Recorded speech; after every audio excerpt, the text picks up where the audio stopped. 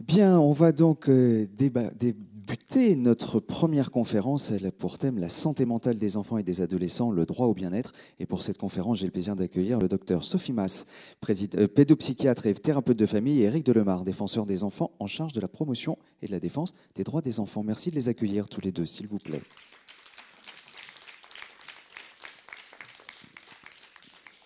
Bonjour à tous les deux. Un grand merci d'avoir accepté d'être avec nous ce matin pour parler de ce sujet hautement important qui est la santé mentale des enfants et des adolescents. Vous aurez évidemment la possibilité, vous qui êtes avec nous aujourd'hui, de poser des questions, de pouvoir interagir avec nos deux conférenciers. On se donnera un temps à la fin de la conférence, mais on vous a également, je crois, distribué des petits papiers sur lesquels vous pouvez également poser vos questions par écrit. Sinon, on prendra évidemment les questions de manière orale.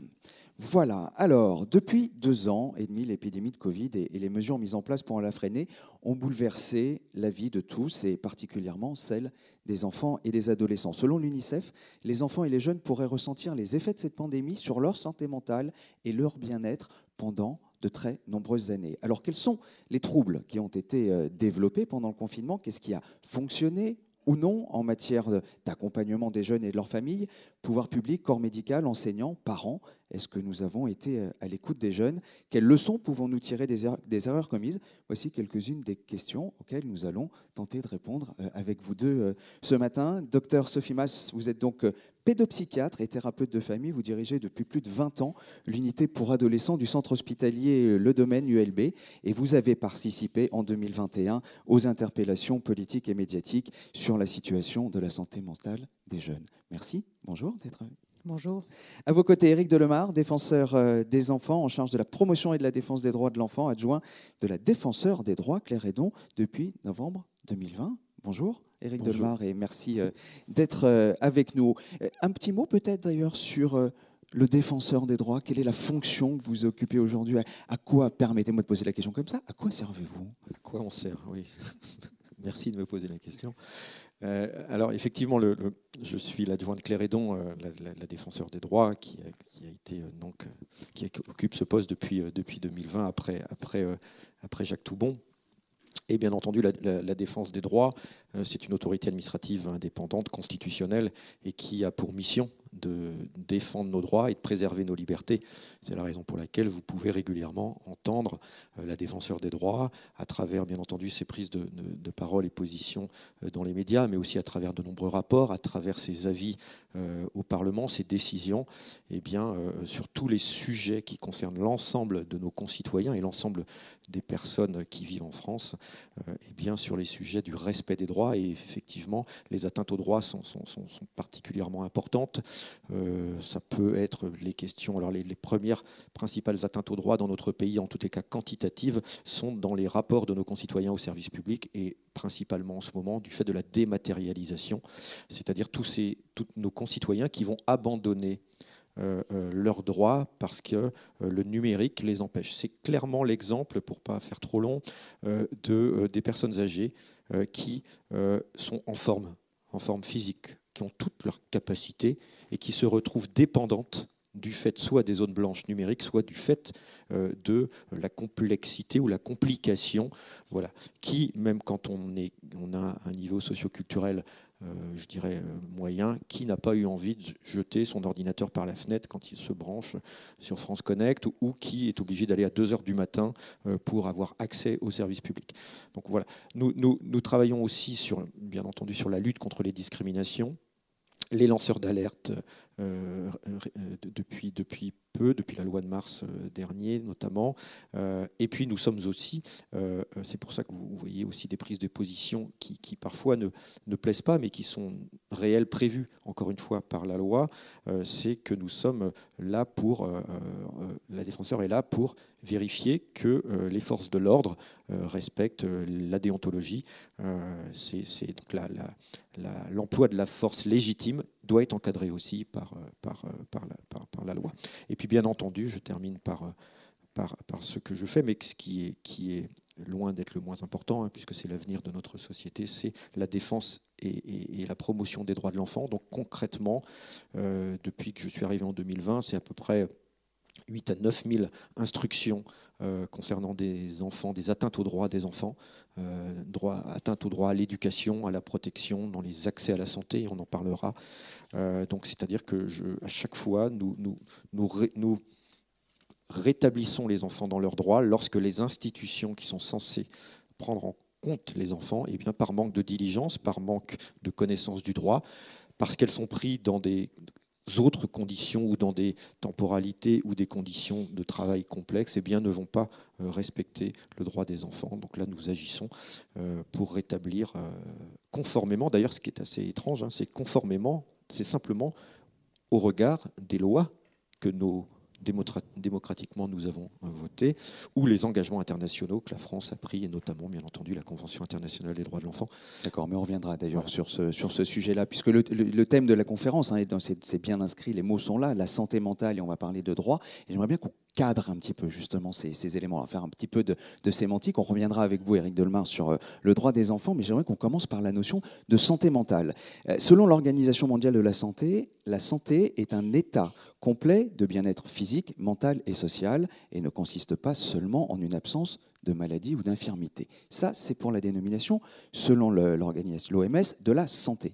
Concernant la santé mentale, elle est une composante essentielle de la santé et représente bien plus que l'absence de troubles ou de handicaps mentaux. Et toujours selon l'OMS, la santé mentale est un état de bien-être qui permet à chacun de réaliser son potentiel, de faire face aux difficultés normales de la vie, de travailler avec succès et de manière productive et d'être en mesure d'apporter une contribution à la communauté. Fermez le banc là-dessus. Sophie Mas, moi ce que j'aimerais avoir, c'est votre définition de la santé mentale. Qu'est-ce qui la caractérise, cette santé mentale de l'enfant ou de l'ado en temps normal, j'ai envie de dire, quand on n'est pas en période de crise, si tant est qu'on puisse avoir des périodes de crise en ce moment. Alors, si je pars effectivement de la définition de l'OMS, je vais vous emprunter votre texte. J'aime bien le début. J'aime bien le début et j'aime bien effectivement le début quand il parle notamment de santé physique. On parle de bien-être, on parle de globalité. Et puis, je ne sais pas pourquoi, on bascule dans la santé mentale. Et là, tout d'un coup, il y a des termes qui apparaissent. Travailler avec succès, de manière productive, apporter une contribution à la communauté. Non mais sérieusement, c'est ça la santé mentale? C'est être fonctionnel et pouvoir effectivement travailler de manière productive et participer à l'économie. C'est une conception extrêmement néolibérale. Je trouve ça extrêmement choquant. Et je trouve qu'effectivement, il y a des dérives très importantes à l'heure actuelle quand on parle de santé mentale, où c'est beaucoup plus la résolution d'un trouble qui est mise à l'avant-plan avec des politiques interventionnistes et pas du tout une recherche de bien-être. La recherche de bien-être est quelque chose qui est devenu une question purement individuelle et qui, semble-t-il, n'intéresse plus le politique. Vous connaissez la notion de la résilience, qui est une notion qui a été extrêmement vulgarisée par Boris Cyrulnik, mais je voudrais quand même la reprendre, cette notion de résilience, parce qu'on assiste vraiment à quelque chose qui dérive fortement dans nos sociétés. La résilience, au départ, n'est pas un concept de santé mentale, c'est un concept physique. La résilience parle de la capacité d'un objet, d'un corps, à subir une force déformante et pouvoir récupérer sa forme d'origine une fois que la force déformante a cessé de faire son effet. Et donc, l'exemple classique, c'est vous prenez un élastique, vous tirez dessus, il se déforme, vous le relâchez, il reprend sa forme d'origine. Et malheureusement, à l'heure actuelle, quand on parle de résilience, on oublie justement cette notion d'interruption des forces déformantes, des forces de stress. Au départ, c'était une notion qui était un peu révolutionnaire dans le monde de la santé mentale et pour les psys, puisque nous parlions beaucoup effectivement des effets des traumatismes, nous parlions beaucoup de la difficulté de pouvoir récupérer effectivement d'un trauma. Et voici que Boris Cyrulnik arrive effectivement avec le concept de la résilience qui vient dire oui, c'est possible. C'est possible, après avoir effectivement traversé un trauma, de récupérer une capacité psychique peut-être pas d'origine, bien entendu, mais néanmoins suffisamment fonctionnel que pour pouvoir récupérer un équilibre satisfaisant pour tout individu. Nous sommes tous capables de résilience. Ce n'est pas parce que nous avons vécu un trauma, que nous avons été agressés ou que nous vivons une situation familiale ou environnementale extrêmement difficile qu'il n'est pas possible de pouvoir effectivement s'en sortir. Ça, c'était une belle révolution. C'était un message d'espoir, c'est extrêmement positif. Et puis voilà que le monde de l'entreprise s'est saisi de ce concept et a responsabilisé la personne qui subit un trauma et l'a rendue seule responsable de sa propre résilience. À tel point qu'il y a quelques années, il y a 2-3 ans, en Belgique, la ministre de la Santé, Maggie De Blok, a annoncé à grand renfort d'annonces, hein, les politiciens ils aiment bien les effets d'annonce, qu'elle allait faire quelque chose pour les infirmières qui sont en situation de burn-out.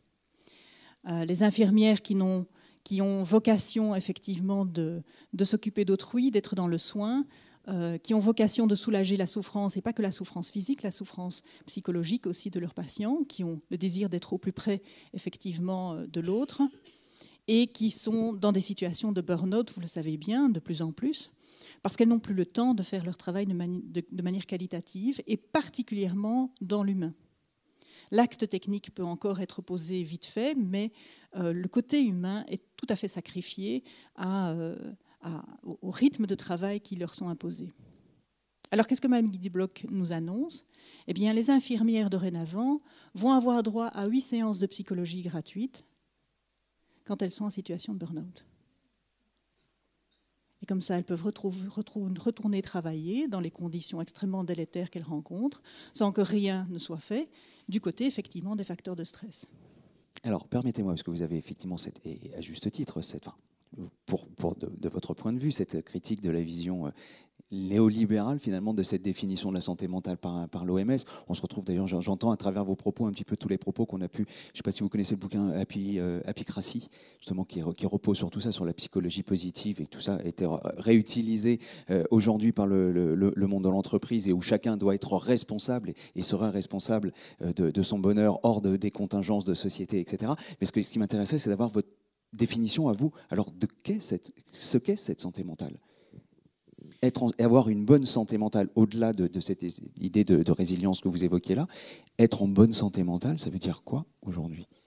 Être dans une bonne santé mentale signifie être dans une capacité de pouvoir faire face aux différents événements d'une vie, des facteurs quotidiens de joie ou de difficultés que l'on peut rencontrer, en gardant un équilibre psychique suffisamment bon que pour pouvoir effectivement continuer à avoir des capacités d'adaptation. Et chez les enfants et les adolescents, c'est d'autant plus important qu'ils sont soumis en permanence à des enjeux d'apprentissage, à des enjeux de développement, à des enjeux de transformation et de changement permanent. Un enfant, un adolescent sont en permanence en train d'apprendre, d'évoluer, de changer. Et le changement, on le sait, les changements sont des facteurs de stress. Il y a heureusement chez les enfants et les adolescents cette pulsion épistémophilique, le désir d'apprendre, la jouissance effectivement de pouvoir acquérir de nouvelles compétences, apprendre à nager, apprendre à rouler à vélo, apprendre éventuellement même à faire des mathématiques abstraites. Ça peut être effectivement une source de jouissance, mais il faut pour cela se retrouver dans une situation de sécurité psychologique, affective suffisante que pour pouvoir effectivement avoir une capacité d'adaptation. La santé mentale, c'est une notion qui dépasse largement le concept psychiatrique, en fait. On n'est pas dans la maladie mentale, on est effectivement dans une vision beaucoup plus globale qui peut également associer le bien-être physique, puisqu'on sait que, par exemple, dans les mesures de prévention en matière de santé mentale, eh bien, le sport est quelque chose d'important, la culture est quelque chose d'important. On en a beaucoup parlé d'ailleurs durant la crise Covid, quand tous les centres culturels étaient fermés. Un des fers de lance du secteur, c'est de dire mais qu'en est-il de la santé mentale de nos concitoyens ? La culture est importante pour pouvoir effectivement maintenir son équilibre. Et donc c'est cette capacité effectivement à pouvoir faire face aux difficultés et trouver des moyens de ressourcement que pour pouvoir rester dans un équilibre suffisamment satisfaisant, que pour pouvoir continuer à changer et à évoluer, et plus particulièrement pour les enfants et les ados. D'accord. Alors, avant de voir ce que la crise sanitaire a eu comme incidence sur la santé mentale des jeunes et des enfants et des adolescents, on le verra à la fois sur le territoire belge avec vous et puis évidemment avec vous, Éric Delemare, sur le territoire français, peut-être revenir sur l'histoire des droits de l'enfant. Nul n'est censé savoir et ignorer, nul n'est censé ignorer la loi, et il y a un certain nombre de lois qui existent aujourd'hui sur le droit des enfants. Et il est peut-être intéressant de rappeler quelles sont les plus importantes et les plus récentes. Ce qu'il est important de rappeler, c'est effectivement, d'une part, que les enfants ne connaissent pas leurs droits. Et d'ailleurs, quand vous interrogez les enfants, quand vous leur demandez quels sont vos droits, ils vont d'abord très souvent vous répondre par leurs devoirs. C'est-à-dire qu'ils ont bien compris, je dirais, on leur a bien développé le surmoi et ils ont bien compris leurs devoirs. Par exemple, ils vont dire, des enfants de 6e vont pouvoir dire c'est interdit de traverser au feu vert, quand le feu est vert, quand le petit bonhomme est rouge, parce que j'ai pas le droit de le faire. Ils vont pas dire c'est pas le droit que j'ai d'être sécurisé pour ne pas me faire écraser quand je traverse. Et tout est comme ça sur l'ensemble des droits. Beaucoup de professionnels aussi ignorent le droit. Alors, il y a une dimension très culturelle, hein, c'est notre capacité, me semble-t-il, mais j'y reviendrai, à la difficulté que nous avons et qui prend encore du temps, hein, de quitter les lois de 70 sur la toute-puissance de l'autorité parentale pour aujourd'hui du bon exercice de l'autorité parentale jusqu'à la loi de 2019 qui vient, la loi qu'on avait dit, la loi anti-fessée, hein, vous savez, proscrire la violence éducative ordinaire, l'humiliation, que la Suède avait voté depuis 79 et que nos amis belges essaient de faire voter en ce moment. Et il y a l'aspect du droit. Et effectivement, alors rappelons-nous, en 1990, lorsque François Mitterrand, président de la République, dit la France a cette histoire de pays des droits de l'homme, de cette culture, et doit être exemplaire pour aider aussi au niveau international les pays qui n'auraient pas cette même histoire. Mais il rajoute, mais même pour la France, ce sera compliqué. C'est-à-dire, il dit, parce que les enfants n'ont pas le droit de vote, parce qu'ils n'ont ni influence politique ni économique, mais parce qu'ils sont l'avenir de notre société, que leur développement est crucial. On pourrait rajouter aujourd'hui, c'est pas nouveau, mais les neurosciences apportent une nouvelle lecture. Hein. C'est-à-dire que on sait très bien que aujourd'hui, les enfants, le cerveau de l'enfant, quand on compare les synapses du cerveau de l'enfant, les connexions avec le plus grand ordinateur du monde, on s'aperçoit que les enfants vont plus vite. Et après, ils vont faire des choix, ils vont se spécialiser, il va y avoir moins de connexions, mais plus ciblées. Et que donc tout ce qui peut se passer à ce moment-là peut, et bien entendu, sidérer, faire violence aux enfants. Et que donc au fond, à l'époque, dès 90, c'est l'Europe des 12, on dit mais petit être humain ne veut pas dire petit droit. Et les enfants doivent être considérés comme sujets de droit et pas objets de droit. Et bien entendu, comme on est dans un pays de droit, eh bien tout le monde, et à juste titre, dit mais de toute façon, nous avions déjà des droits, comme beaucoup de pays, des droits fondamentaux très forts, qu'ils soient constitutionnels, le droit à l'éducation ou le droit à la santé. La protection de l'enfance, l'assistance éducative dès 58, la protection administrative un an après. Mais ce qui change fondamentalement dans la Convention internationale des droits de l'enfant, c'est l'article 3 et l'article 12. L'article 3, qui est toujours difficile à définir, et je pense que si on nous interrogeait tous dans la salle, sans doute qu'on en aurait des définitions plus subjectives, c'est l'intérêt supérieur de l'enfant. Cette idée qu'au fond, dans cet apparent paradoxe que l'intérêt supérieur de l'enfant est fait de la protection de l'enfant. Alors souvent, quand on protège, on fait ce geste-là, de pouvoir protéger, tenir, contenir, tenir ensemble, et éduquer, c'est-à-dire émanciper, ouvrir vers. C'est-à-dire toute la difficulté, là je viens nous venons sur le rapport sur le droit à la vie privée que nous allons remettre au président de la République, nous venons d'entendre plus d'1 millier d'enfants, et c'est exactement c'est les enfants qui le disent autrement, mais qui disent, mais quand on était bébé, eh bien, on dormait, parfois on a dormi dans la chambre des parents, parfois on a dormi dans notre chambre avec la lumière et la porte ouverte, et puis quand on a grandi, on a dû nous dire, ben non, moi je n'ai plus besoin de la lumière, et surtout je veux qu'on ferme ma porte maintenant. C'est toute cette idée d'émancipation qui est éminemment importante. Et d'un point de vue du droit, au fond, c'est l'indissociabilité des droits qui fait intérêt supérieur de l'enfant, c'est-à-dire le droit à la protection sociale et juridique, le droit à l'éducation, le droit à la santé. L'article 12, prendre en compte la parole de l'enfant.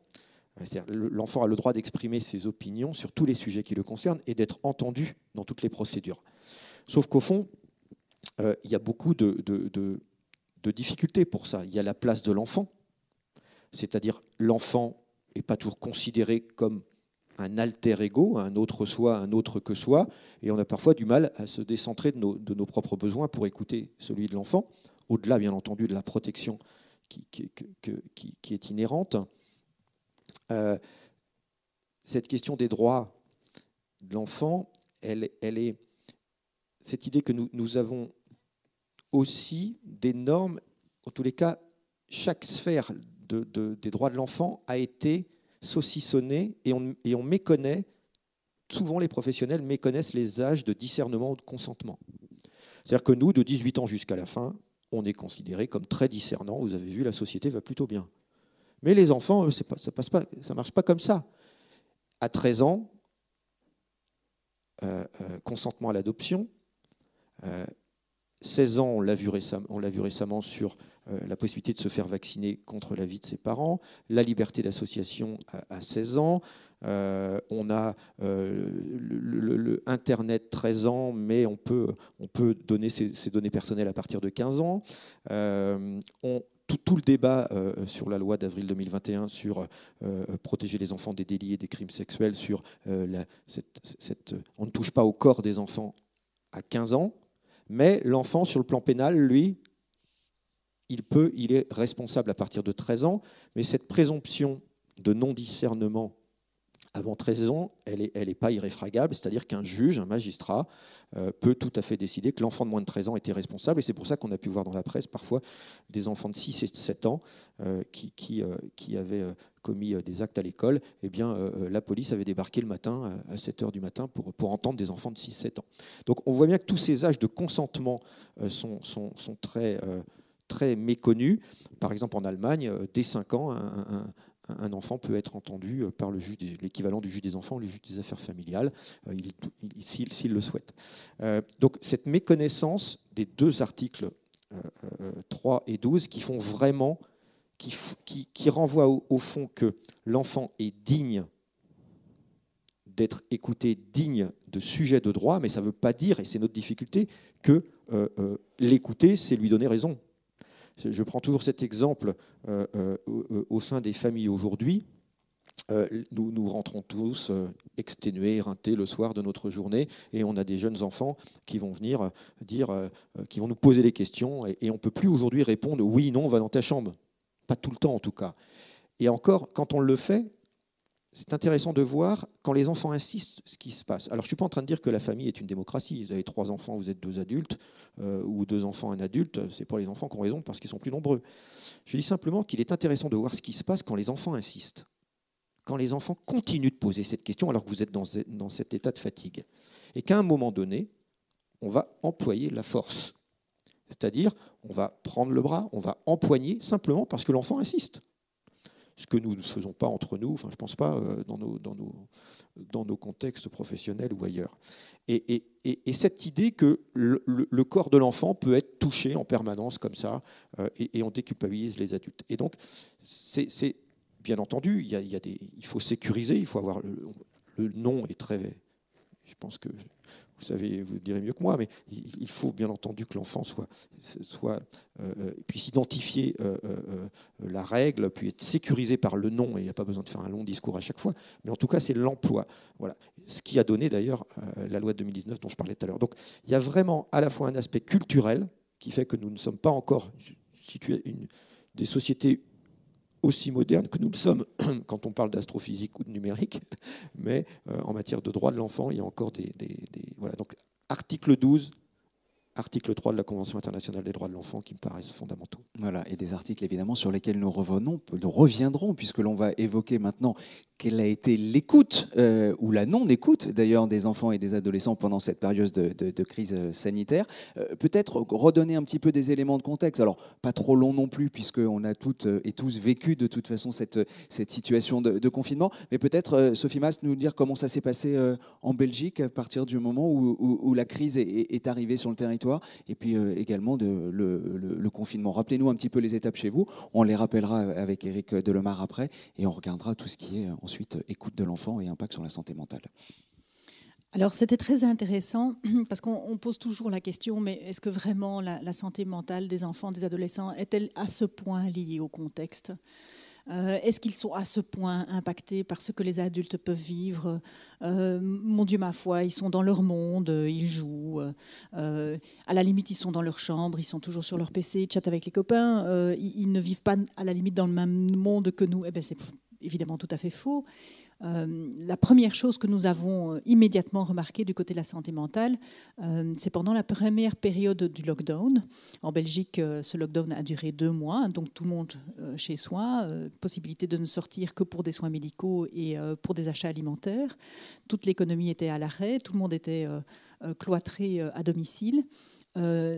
Du côté du service des urgences des hôpitaux généraux et des services et des hôpitaux psychiatriques, nous n'avons plus vu de tentatives de suicide adolescentaire. Les adolescents ont arrêté de se suicider pendant 2 mois. C'était très impressionnant. Dans un hôpital du Brabant wallon, la clinique Saint-Pierre à Autigny recevait en général 4-5 jeunes par semaine dans le cadre de tentatives de suicide. Et là, plus rien, mais vraiment pendant longtemps, pendant 2 mois. Il y a eu un effet de sidération qui a fortement marqué les jeunes. Tout d'un coup, tout s'est arrêté. Ils étaient en famille, ils étaient à proximité de leurs parents, ils n'avaient plus le stress de l'école. Par contre, ils étaient effectivement soumis à ce changement radical au niveau sociétal. Dans l'histoire, il n'y a qu'un seul autre moment qui s'est accompagné de la disparition des suicides adolescentaires, c'est mai 68. Et c'est intéressant. C'est intéressant parce qu'en mai 68, il y avait des mouvements de jeunes qui étaient tellement massifs et importants pour revendiquer effectivement une société plus juste, plus humaine, que la colère adolescentaire a pu être canalisée dans ces mouvements et ne s'est plus retournée finalement contre les jeunes eux-mêmes. Ils n'étaient plus impuissants, ils n'étaient plus seuls avec leurs revendications, ils se sentaient effectivement collectivement soutenus et reconnus. Ils sortaient de l'impuissance et donc on a vu effectivement ces suicides disparaître pendant un certain temps. Alors on est dans un tout autre contexte avec le Covid, bien entendu. Ce n'était pas un mouvement contestataire, révolutionnaire qui canalisait les énergies, c'était un effet de sidération avec une énorme mise entre parenthèses de tout ce qui pouvait finalement représenter leur quotidien en matière de préoccupation, de pensée, d'attente, de peur. Alors malheureusement, ça n'a duré que 2 mois. À partir du moment où le lockdown a été levé, que la vie a repris progressivement son cours, les choses se sont... nous avons vu réapparaître des demandes de prise en charge, mais de manière très lente dans un premier temps. Durant les 4-5 premiers mois qui ont suivi le lockdown, il y avait peu de demandes de prise en charge, mais dans tous les secteurs. On a bien pu remarquer effectivement que dans les hôpitaux généraux, les patients n'osaient plus se présenter chez leur médecin et encore moins dans les hôpitaux où il y avait le Covid. Et donc c'est une peur du secteur de la santé qui s'est généralisée. Nous avons eu très très peu de demandes. Les demandes en fait ont commencé à réapparaître à la rentrée scolaire de 2020, quand les écoles ont rouvert, septembre-octobre. Il faut dire que le lockdown est arrivé au mois de mars-avril. Au mois de mai, les écoles ont rouvert, mais elles ont rouvert, en tout cas en Belgique, sans aucunement avoir un projet pédagogique à la clé. Il n'était pas question de terminer le programme scolaire. Les évaluations avaient été faites en début d'année. Il n'était pas question de présenter des examens. Toute la société était extrêmement préoccupée par l'hécatombe des aînés. Nous avons tous vu ces images terribles qui venaient d'Italie avec ces camions militaires qui emportaient les corps. Nous avons tous été sidérés, je pense, dans cette situation-là. Nous étions encore dans cette préoccupation. Et donc, quand les écoles auront ouvert, c'était plutôt dans un espoir d'avoir une crise qui était passée. Nous avions tous l'espoir que ce virus serait saisonnier. L'été arrivait. Nous espérions qu'avec les vacances, il allait disparaître. Et donc, les jeunes se sont retrouvés à l'école, finalement, pour un peu se parler, pour se dire au revoir, pour se quitter avant l'été. Et puis, les écoles ont ouvert en septembre. Et là, très rapidement, l'enseignement a de nouveau été fortement stigmatisé. Les taux de Covid remontaient. Nous savions que c'était lié au tourisme, nous savions que c'était lié aux vacances et aux personnes qui revenaient avec tout ce brassage qu'il pouvait y avoir, notamment dans les trains, dans les avions. Mais au mois de septembre, au moment où l'on pose ce constat d'une remontée du Covid, ce sont les écoles qui rouvrent. Et donc toute la peur se focalise à nouveau sur les jeunes, parce que les jeunes ont eu le malheur de ne pas être impactés par le Covid. Ils n'étaient pas en danger. Alors on a dit tout à l'heure qu'effectivement les enfants sont la prunelle de nos yeux. Nous avons tous eu très très peur dans un premier temps que les enfants et les adolescents puissent également être impactés par le Covid.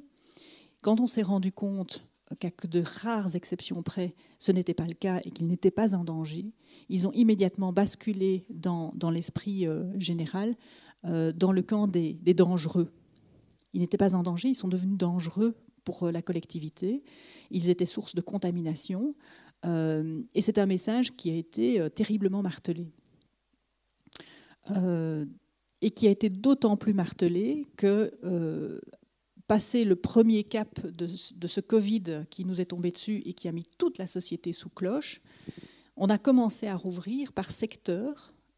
Et cette sectorisation a créé énormément de rivalité entre les différents secteurs. Et on a vu apparaître des activités de lobbying très importantes qui mettaient le gouvernement sous pression, où l'ORECA se disputait avec les esthéticiennes, qui se disputaient avec les coiffeurs, qui se disputaient avec les chauffeurs de bus pour savoir qui était le plus en danger, qui avait le droit à plus de protection et qui avait le droit d'ouvrir et de continuer effectivement à travailler. Du côté de la Belgique, très rapidement, les pédiatres se sont spontanément réunis pour essayer de comprendre ce virus, comprendre les modalités de transmission, essayer de se renseigner le plus vite possible pour créer des guidelines qui allaient nous permettre, en tant que médecins, de prendre ces enfants en charge. Et ça a été quelque chose, ça a été un regroupement très très actif, à tel point que face à ces guidelines qui commençaient à sortir, le gouvernement a demandé à la task force pédiatrique de se constituer, justement, et de leur donner des avis et de pouvoir avoir leur opinion par rapport à la gestion de cette crise, et plus particulièrement la gestion des établissements scolaires. Dans des questions d'épidémiologie, la task force pédiatrique, très rapidement, a pris conscience des effets délétères des mesures sanitaires sur la santé mentale des enfants et des adolescents, et donc a immédiatement insisté pour que les écoles restent ouvertes. Mais nous étions dans un contexte tellement conflictuel entre les différents secteurs, et il y avait une dynamique de lobbying tellement importante que l'école devait faire la preuve de sa rentabilité, en fait, pour pouvoir justifier que les enfants continuent à s'y rendre. Et ça a été particulièrement délétère. Il n'était pas possible de dire à l'époque que si les écoles devaient rester ouvertes, c'était pour préserver aussi la santé mentale de nos jeunes et pas que préserver leur droit à l'enseignement. Il n'est plus resté que l'enseignement.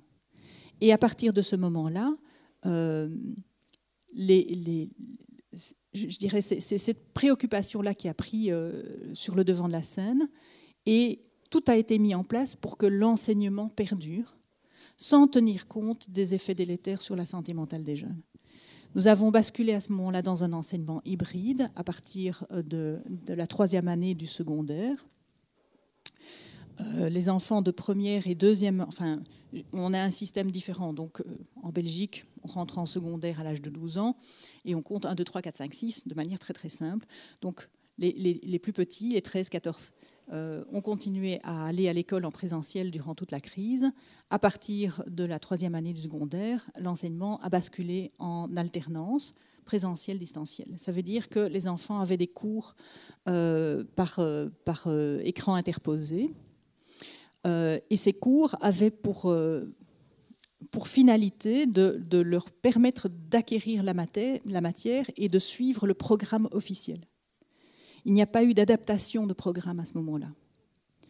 D'autant plus qu'ils n'avaient pas eu d'examen l'année précédente. Il y avait déjà un léger retard qui s'était installé. Et donc, dans cette idée de rentabilité de l'apprentissage, on a vu dans nombre d'écoles une escalade dans la pression scolaire qui a été mise sur les jeunes en matière d'apprentissage.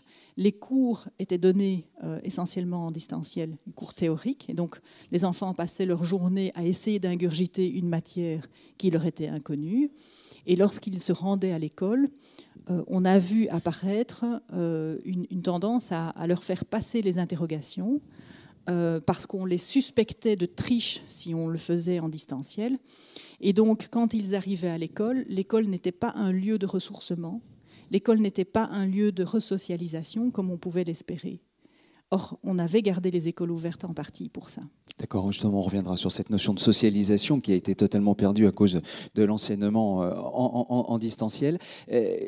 Finalement, sur la temporalité, en France, on s'est retrouvé à peu près sur les mêmes schémas. Je voudrais juste rebondir sur la task force pédiatrique. Nous, je ne sais pas, on n'a pas eu ça en France, Éric Delemare. Nous, on avait un conseil scientifique. Est-ce que ce conseil scientifique s'est posé des questions par rapport aux enfants et aux adolescents ?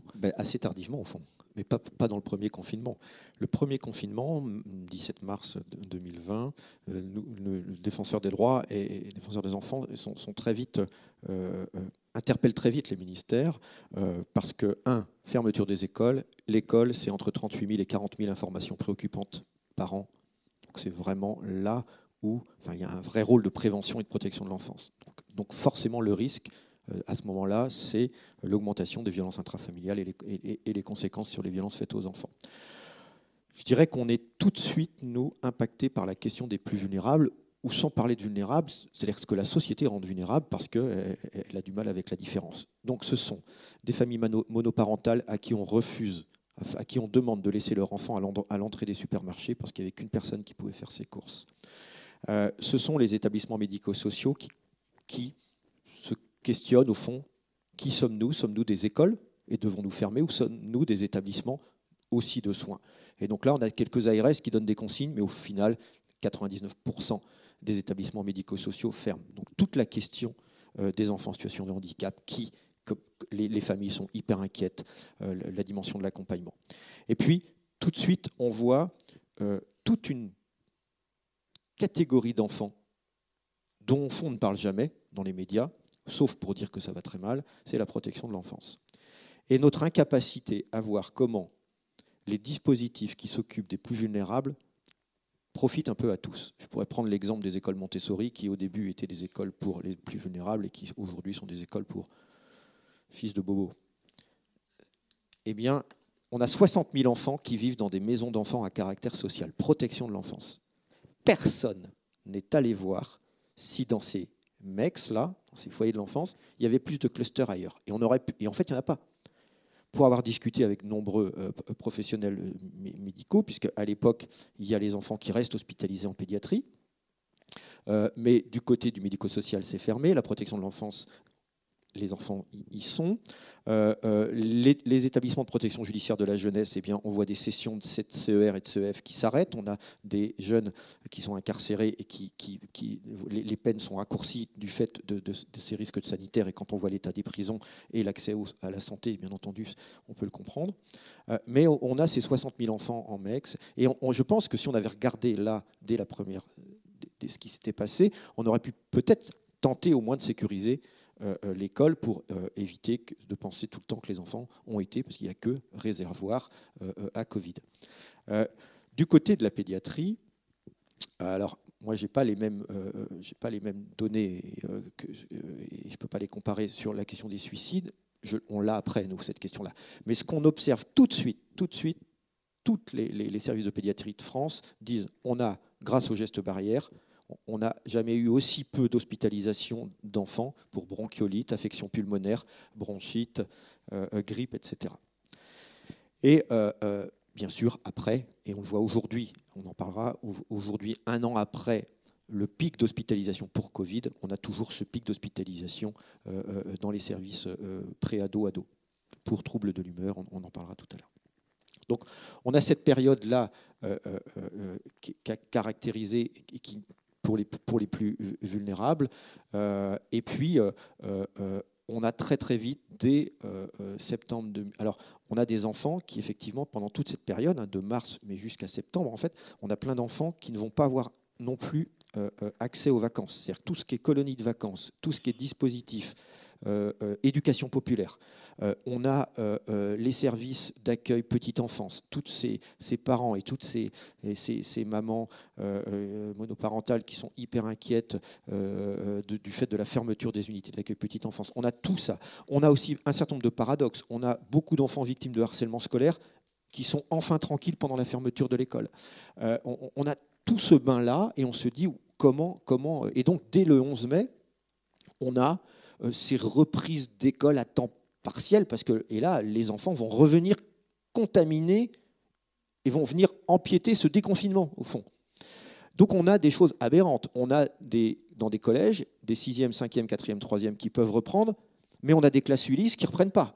Parce que, bien entendu, les enfants en situation de handicap, eux, vont être plus contaminants que les autres. Enfin, on est encore dans cette difficulté voilà. Je ne vous parle pas de toutes les enfants qui sont dans des précarités de logement ou dans l'absence d'habitat qui empêchent la réalisation des autres droits qui sont très sectorisés, notamment l'école et la santé, mais particulièrement l'école. Donc, plus rien en matière d'accompagnement auprès des enfants de la communauté des gens du voyage. Les 6 000 enfants qui vivent dans les bidonvilles, selon la délégation interministérielle de l'hébergement et de l'accès au logement, dans ces populations-là, on retrouve des taux de scolarité qu'on n'a pas connus depuis 60 ans, 70 ans. Il n'y a plus personne. Voilà. En plus des communautés très inquiètes, repliées sur elles-mêmes, qui ont beaucoup peur et qui d'elles-mêmes ne vont pas faire l'effort d'envoyer leurs enfants à l'école, et donc plus d'aller vers. Et là, on est en septembre 2020 à ce moment-là. Donc, on a tout ça voilà, plus ce qu'on se disait tout à l'heure, c'est-à-dire tous ces protocoles qui arrivent la veille pour le lendemain dans les établissements scolaires, qui insécurisent énormément. Voilà. Et on a, à ce moment-là, moi je rencontre à ce moment-là beaucoup d'enfants, et j'ai des lycéens qui me disent, mais au fond, nous, quand il s'agissait d'être enseigné, eh bien, on était seul sur son ordinateur à la maison, avec toutes les difficultés. Je vous passe toutes les difficultés il n'y a pas assez de tablettes pour tout le monde, d'ordi, j'ai qu'une pièce, voilà. Tout le monde voit ma maison, alors que moi, en plus, personne n'a la culture du télétravail encore, en tout cas en France.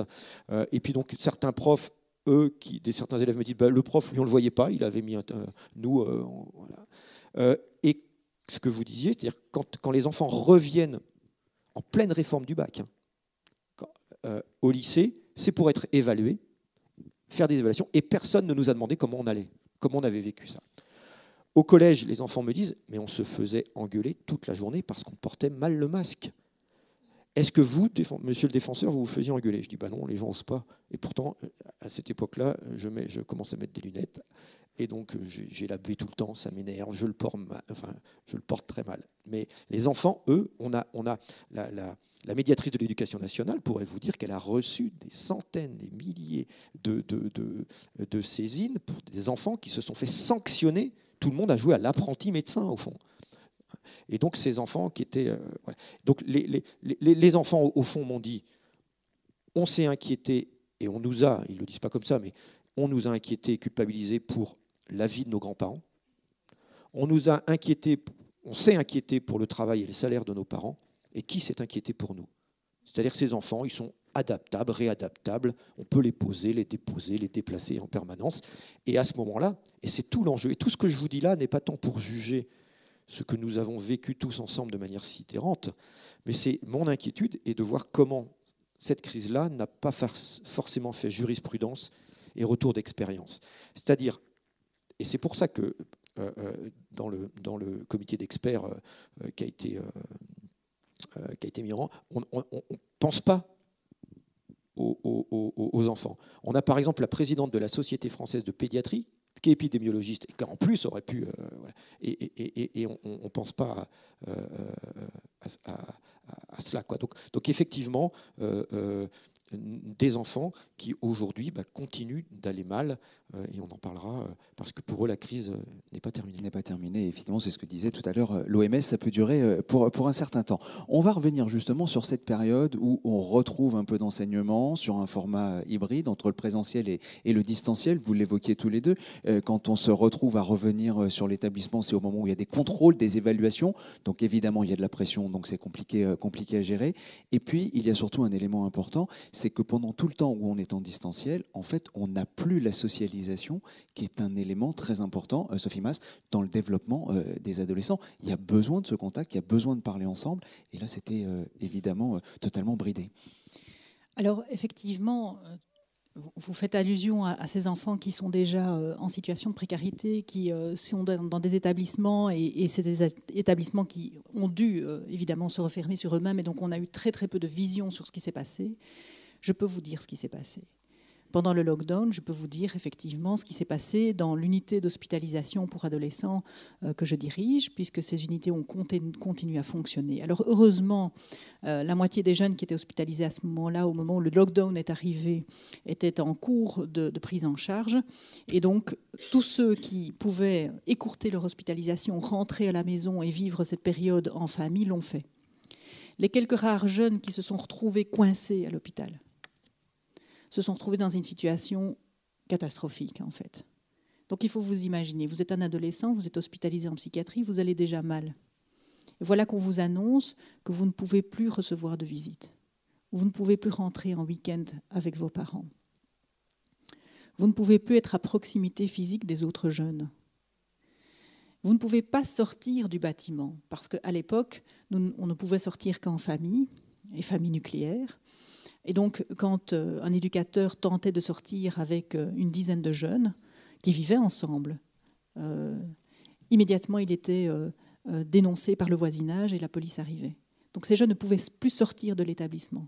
Ils ne pouvaient pas avoir d'activité extérieure, ils ne pouvaient pas avoir d'activité intérieure non plus.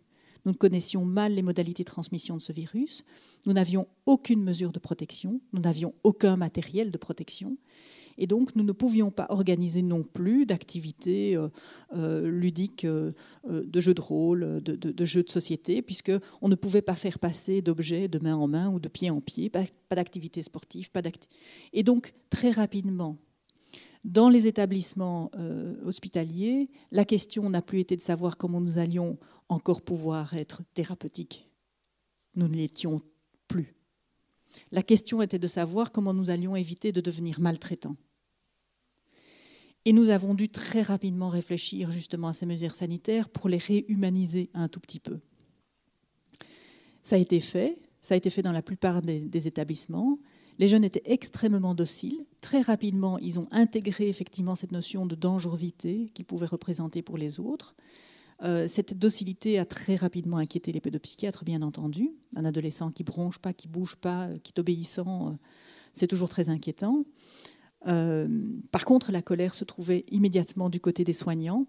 Nous avons très rapidement eu le sentiment d'être placés en situation de garde chiourne, de devenir effectivement maltraitants à force de mesures sanitaires qui ne se justifiaient d'ailleurs pas. Nous vivions entre nous, il était possible effectivement de fonctionner dans quelque chose de plus familial, mais la pression était telle qu'il y avait vraiment cette question d'éviter de devenir maltraitant qui s'est très rapidement posée. Et donc, les pédopsychiatres se sont très vite inquiétés de la manière dont les choses allaient se vivre pour les adolescents une fois qu'ils retournaient à l'école, puisque les mesures sanitaires étaient effectivement extrêmement coercitives aussi. Et ils ont été peu entendus, ils ont été peu questionnés, mais ça vaut la peine, ça valait la peine de demander à un adolescent comment ça se passait à l'école. Quand ils arrivent le matin, ils ne peuvent pas se raconter leur week-end. Ils ne peuvent pas stationner devant l'établissement, ils doivent rentrer immédiatement dans leur classe et s'asseoir à leur banc. Ils doivent porter le masque toute la journée. À part les soignants, je ne connais pas un adulte qui s'est soumis à cette règle de manière aussi drastique que ce qui a été imposé effectivement aux enfants et aux adolescents. Au moment où arrive le temps de midi, ils doivent manger en silence, puisqu'ils ont retiré le masque. Ils mangent en silence sous le regard du professeur. Ils ont des cours, ils peuvent descendre à la cour de récréation, mais ils doivent se tenir à 2 mètres de distance les uns des autres. Comment est-ce qu'on fait quand on est ado et qu'on trouve que le nouveau de la classe est mignon? Comment est-ce qu'on le fait pour dire à sa copine? On le crie à 2 mètres de distance? Et donc il y a des adolescents qui se sont retrouvés punis parce qu'ils s'étaient cachés dans les toilettes pour se faire des confidences. Donc on a basculé dans un monde complètement dystopique où les enseignants eux-mêmes ont vécu la même chose finalement que les soignants, c'est-à-dire ils ont, mais sur un beaucoup plus longue durée, ils ont été transformés en gardes-chiournes avec une pression sociale extrêmement importante parce qu'ils étaient tenus responsables de la bonne application des mesures sanitaires et s'il y avait un cluster, c'est eux qui étaient effectivement pointés par l'ensemble du social. Et donc, on a transformé effectivement les établissements scolaires en environnement extrêmement déshumanisé, en augmentant une pression du côté de l'apprentissage et des évaluations, en supprimant tout ce qui pouvait être ressourçant et en ne donnant pas la possibilité aux adolescents de pouvoir continuer à se confier les uns aux autres. Alors on a beaucoup insisté sur l'importance de l'effet du groupe à l'adolescence parce que c'est une période de construction identitaire. Mais ce n'est pas que ça, en fait.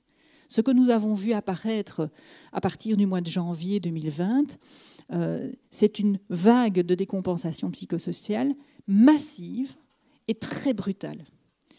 Pour vous donner une idée, dans mon service, nous avons 15 places d'hospitalisation. Pour le mois de janvier 2020, nous avons reçu 80 demandes. 21, pardon. 80 demandes en janvier 2021. Le mois suivant, c'était déjà moins, mais on a vraiment eu cet effet vague. Enfin, ça faisait quand même 45 demandes supplémentaires, en sachant que nous avons la possibilité de prendre environ 5 jeunes différents par mois. Il y a 5 entrées et sorties par mois. Donc quand vous avez 80 demandes, 45 ensuite, 35 enfin, et que ça continue, on a assisté très très très rapidement à un engorgement complet de toutes les structures de soins de santé mentale, hospitalières, mais très rapidement, le mois suivant, l'ambulatoire aussi était plein. Donc ce sont des appels en plus qui étaient extrêmement inquiétants parce que la gravité des symptômes était beaucoup plus marquée que d'habitude. Habituellement, c'était un parent qui téléphonait parce que son adolescent avait des idées suicidaires, et éventuellement un passage à l'acte. Là, ce qui s'est passé à partir du mois de janvier 2021, ce sont des appels de professionnels de la santé, extrêmement inquiets face à des adolescents qui ont déjà répété plusieurs fois des tentatives de suicide. 4, 5 tentatives de suicide en 15 jours de temps. On se dit, mais celui-là, il va finir par y passer. Et malheureusement, rien n'a proposé. Rien n'a proposé, hormis une liste d'attente très hypothétique. Et on a fonctionné comme ça pendant environ 4 ans, avec des listes d'attente de 4 à 6 mois pour pouvoir répondre à une demande d'hospitalisation en pédopsychiatrie. 4 à 6 mois en attente d'une consultation en pédopsychiatrie. Et donc, nous nous sommes retrouvés dans un système de soins de santé mentale complètement saturé. Et en définitive, les adolescents et les familles se sont retrouvés très seuls dans cette crise, sans qu'il y ait une réponse du côté du social. On a demandé à nos adolescents de mettre tous leurs désirs, leurs envies, leurs pulsions, leurs rêves sous cloche, puisqu'il n'était plus question de sortir, il n'est plus question d'avoir des activités parascolaires, il n'est plus question de se voir, mais sans répondre aux conséquences que cela pouvait entraîner. Et quand un adolescent finissait par décompenser, du côté du social, il n'y avait aucune mesure de prévention et il n'y a aucune mesure curative valable qui était envisageable. Et ces adolescents, ils nous arrivaient avec une particularité clinique. Ils n'avaient plus de goût de vivre, ils avaient des idées suicidaires, Certains d'entre eux cessaient de s'alimenter du jour au lendemain. On n'est pas dans le cadre d'un trouble alimentaire anorexiforme classique qui évolue sur plusieurs semaines, voire mois de temps. Là, c'était des arrêts alimentaires massifs du jour au lendemain et même des arrêts d'hydratation. Un jeune qui arrête de manger, mais de boire aussi, du jour au lendemain. Et donc, on était vraiment devant des situations où c'était la vie de l'adolescent qui était en question, avec rien à proposer, et des jeunes qui avaient de grandes difficultés pour pouvoir expliquer ce qui leur arrivait. C'est ce que vous appelez le syndrome d'engourdissement? C'est ce que, effectivement, Bruno Hembeek a cité, le syndrome d'engourdissement, et que nous avons repris. Ce sont des jeunes qui avaient perdu, effectivement, toute envie, toute pulsion de vie, mais sans pouvoir l'expliquer. Ils ne savaient pas ce qui leur arrivait, et ils étaient en train de s'excuser en disant « et pourtant, je vis dans une famille qui est chouette, et pourtant j'ai une école qui est chouette, et pourtant j'avais des amis qui étaient chouettes. Non, je n'ai subi aucun trauma, je ne comprends pas ce qui m'arrive, mais j'ai plus envie de vivre. » Effectivement, ce syndrome d'engourdissement qui se levait en fait très rapidement à partir du moment où l'adolescent rentrait à l'hôpital, où il y avait en fait une vie sociale possible. Et c'était catastrophique de se rendre compte que finalement il n'y avait que les institutions qui permettaient une vie sociale à ces adolescents. Le fait de pouvoir retrouver des pairs, de pouvoir de nouveau se confier à d'autres jeunes, leur permettait de se reconnecter émotionnellement avec eux-mêmes et de commencer effectivement à pouvoir mettre des mots et mettre des pensées sur ce qui se passait pour eux. Parce que, en fait, ce dont on s'est rendu compte, c'est que quand un enfant va mal, il rentre de sa journée, il a eu des difficultés à l'école, il s'est disputé avec son copain, il a été sanctionné par le professeur. Très rapidement, les parents, en général, repèrent ce qui se passe, permettent à cet enfant de mettre des mots, de comprendre, de donner du sens à ce qu'il est en train de vivre et lui apporter par la suite des perspectives. Nous, en tant qu'adultes, nous sommes a priori capables de faire ça de manière autonome. On a vécu une sale journée, on rentre à la maison, effectivement on est énervé, les gamins posent des questions, mais en général on s'arrête quand même pour se dire mais pourquoi est-ce que je suis si énervé, si fatigué aujourd'hui, de pouvoir mettre des pensées, des mots sur ce qui est en train de se dérouler, d'y mettre du sens et de se donner des perspectives. Mais les adolescents ne peuvent plus aller trouver leurs parents comme quand ils étaient petits, parce qu'il y a un enjeu oedipien qui est là, parce qu'une jeune fille ne monte plus sur le genou de son papa comme quand elle avait 5 ans une fois qu'elle en a 15, mais que cette distance physique se traduit aussi dans une distance psychique. Donc les adolescents ne se confient plus à leurs parents, mais ils n'ont pas encore la capacité et l'autonomie que de pouvoir se comprendre eux-mêmes. Et donc qu'est-ce qu'ils font ? Eh bien, ils se confient en général les uns aux autres. Et le groupe adolescentaire est véritablement l'outil qui soutient l'élaboration adolescentaire. En fait, les adolescents, ils pensent ensemble. Ils ne pensent pas seuls.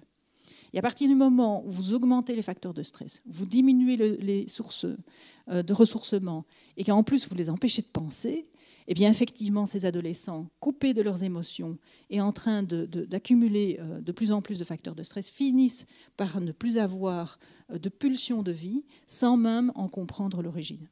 Alors, les adolescents se confient entre eux, se confient moins avec les parents, puis ils sont confiés, si je peux utiliser cette expression, Éric Delemare, dans le cadre d'une enquête que vous avez menée qui s'appelait « Entends-moi ». Vous y avez fait référence tout à l'heure en disant notamment les adolescents qui se sont retrouvés culpabilisés vis-à-vis de leurs grands-parents, etc. Mais qu'est-ce qui est sorti sinon de cette... alors, on peut appeler quoi ? Étude, enquête ? C'est une consultation. Une consultation. C'est une consultation que, alors, dans tous les travaux de la défenseur des droits et défenseur des enfants, c'est que nous remettons, hein, c'est prévu par la loi et c'est pas pour nous, c'est pas une charge, c'est un vrai plaisir, un vrai intérêt, un rapport sur les droits de l'enfant chaque année sur un thème. Et donc, effectivement, 2021, c'était sur la santé mentale. Et pour réaliser ce rapport, bien entendu, nous regardons, je dirais, toute la jurisprudence du défenseur des droits, c'est-à-dire sur les dernières années, 3000 instructions par an, donc ça peut en faire quelques milliers quand on regarde. Et sur ce qui a été vraiment important, c'est de dire, mais au fond, ce que je disais tout à l'heure, c'est-à-dire de manière prescriptive, au fond, comment l'absence de bien-être et les difficultés de santé mentale sont liées d'abord aux difficultés d'accès à un certain nombre de droits, effectivement. On comprend assez facilement que quand on vit en bidonville ou quand on vit dans des contextes de fragilité, de précarité ou de violence, eh bien on aura une absence de bien-être et que d'ailleurs tout n'est pas à renvoyer vers la psychiatrisation des symptômes. Donc à ce moment-là, cette année par exemple, j'ai auditionné à peu près 50 experts. Alors, ce que j'appelle les experts, ça peut être des professeurs de pédopsychiatrie, des professeurs de droit, mais aussi des experts, ce que moi j'appelle des experts, des gens de terrain, c'est-à-dire des instituts, des éducateurs, des animateurs, des magistrats, c'est-à-dire des professionnels qui sont cliniciens, c'est-à-dire qui sont au pied d'eux, qui sont en face d'eux, qui sont en altérité. Et puis, avec la défenseure, on s'est dit, mais ça ne suffit pas. Il faut aussi consulter, dans le respect, bien entendu, de tout ce que je dis, et qui est au fond l'essence même, c'est-à-dire faire participer des enfants. Donc, nous le faisons après cette période de confinement, enfin pendant cette période de confinement ou déconfinement permanent, comme disent les enfants à l'époque, et on se dit, oh là là, combien nous allons avoir d'enfants à participer. Et en 2021, nous en avons eu 600. En 2022, on double. Donc alors j'aime pas ce terme-là, mais nous essayons de toucher, je dirais, des catégories. C'est-à-dire que nous avons fait participer des enfants qui sont en conseils municipaux d'enfants. Donc on va principalement toucher des enfants de classe moyenne, moyenne sup. On est allé interroger l'éducation populaire, les centres aérés, les francas, c'est-à-dire là on est vraiment dans quelque chose de très transversal en matière de classe sociale. On est allé bien entendu faire participer, consulter des enfants en situation de handicap, des enfants de la protection de l'enfance, des enfants suivis par les services de protection judiciaire de la jeunesse, parfois des enfants hospitalisés qui n'ont pas accès à l'éducation parce qu'ils sont hospitalisés. Donc tous ces enfants-là. Et effectivement, les propos d'enfants sont vraiment très intéressants. Alors, les enfants choisissent le mode de participation et choisissent ou non de produire. Parce qu'il ne s'agit pas non plus de dire « enfin, puisqu'on vous donne la parole, soyez productifs hein. ». Il n'y a pas de raison qu'ils ne soient pas comme les adultes et qu'ils n'ont pas le droit de faire de réunionnite aiguë. Hein. Donc, et les enfants vont très vite dire des choses formidables, quoi. Ils vont dire si je me casse la jambe, je n'ai pas besoin de prouver que j'ai mal. À partir du moment où, avec mes mots à moi, c'est difficile de dire que je vais mal, il faut d'abord que j'ai le courage d'en parler, et je n'ai pas le courage d'en parler si effectivement je suis confiné, même pendant le déconfinement, c'est-à-dire que je n'ai plus accès aux interactions sociales. Et puis une fois que j'ai convaincu l'adulte, il faut qu'il trouve.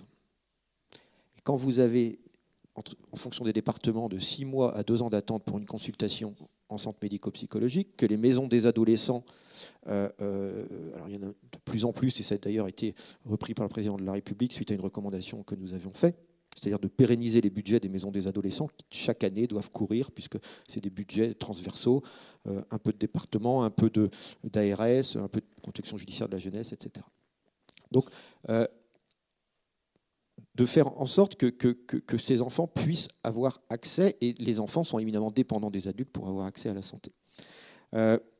Les enfants vont nous parler, au fond, je pourrais résumer en disant s'occuper des enfants dans une période de crise sanitaire, c'est bien entendu, comme tout à chacun, éviter qu'ils contractent la Covid, mais c'est surtout qu'on a oublié que les enfants étaient éminemment dépendants des interactions sociales pour grandir, et quand on n'a plus accès à la culture, quand on n'a plus accès au sport, quand on n'a plus accès aux interactions sociales, et bien entendu, il ne faut pas s'étonner de ce qu'on observe et de ce que les spécialistes de la pédiatrie ou de la pédopsie observent. Et puis on a eu le mythe du télétravail et du télétravail pour les enfants. Alors, nous, on voit bien ce que ça peut permettre. On s'est questionné sur, oh là là, est-ce que moi j'ai besoin de liens, j'ai besoin de la pause café, j'ai besoin de discuter avec mes collègues, mais en même temps, ça peut me faire des économies, je peux, dans cette dimension climatique, etc., je peux argumenter, je peux donner, voilà, même s'il y a des métiers où ce n'est pas possible d'être en télétravail. Les enfants, on a sans doute cru que, en plus, on allait relancer, s'il fallait encore plus, l'économie des tablettes et des ordi et des smartphones, avec des messages contradictoires. 2019, attention aux écrans, du bon usage des écrans, et là, faites plus d'écrans puisque l'école est fermée. Donc, dans un contexte, quand même, où les enfants vous le disent, enfin, vous ne le disent pas comme ça, hein, le numérique, c'est incroyable. C'est incroyable, c'est le rêve de tout astrophysicien. C'est je peux instantanément être en lien avec quelqu'un qui est à 25 000 km en Australie. C'est-à-dire je nie ou je fais fi du temps et de la distance. C'est incroyable, c'est un truc. Nous qui ont été élevés avant, c'est la préhistoire. D'ailleurs, nos enfants nous demandent mais comment vous avez fait pour être en interaction sociale? Ouais, bah, on prenait le vélo, etc. Et là, on a cru aussi que les enfants à la maison, eh bien, comme ils adoraient le numérique, les PS4, les PS5, les ordi, voilà. Non. Et en fait, on a oublié que les enfants ont besoin d'être connectés physiquement. Vous réunissez 4 ados, ils sont dans le salon ou dans la chambre tous les 4, ils sont connectés, mais ils sont hyper en présence, quoi. Et effectivement, on a en plus pensé qu'on n'avait plus besoin d'enseignants, puisque la tablette, voilà. Et on avait donc toute la question de la transmission des savoirs. Alors, je pourrais vous parler des dizaines de saisines en matière de masques des tout-petits, dans la reconnaissance de l'adulte, on est très en France, mais sans doute pas que chez nous, mais on est très dans l'oralité, mais on a d'autres sens et qui sont éminemment importants pour grandir, etc. Donc, tous les enfants nous ont évoqué cela, et c'est vraiment venu, c'est ça, au fond, moi, il y a deux choses que je trouve, et qui correspondent aussi, je dirais, aux difficultés de santé mentale, tant des adultes que des enfants. Pour les adultes, c'est qu'effectivement, cette période est venue tous nous dire que, par essence, l'humanité, c'est la reconnaissance de notre fragilité. Et que la question de la différence, du handicap avec un grand H, c'est-à-dire de l'éloignement de la norme, n'est pas de l'autre côté de la rue, de l'autre côté du trottoir où on ne va jamais. Et donc, forcément, on pourrait parler, ce n'est pas l'objet, mais des violences sur les personnes âgées. Enfin, c'est lamentable ce qui s'est passé. C'est-à-dire que les étudiants, qui sont majeurs, mais les étudiants, qui ont été tout seuls dans leur chambre, qui n'ont pas pu rentrer à 200 km dans leur famille. Voilà. Donc, s'il faut être entre 30 ans et 50 ans pour être considéré comme normal et avoir à peu près être considéré, ça fait quand même peu de monde, quoi. Et donc, cette question de la prise en compte de notre humanité. Et puis, bien entendu, les enfants ont pu c'est venu, mais comment? C'est pas surprenant dans une période de crise. Ce sont toujours les plus fragiles qui en subissent d'abord. C'est assez clair. Hein. Les enfants, les étrangers, les femmes. C'est toujours la même histoire que nous reproduisons. Et cette période-là, pour les enfants, elle a été très, très source d'angoisse.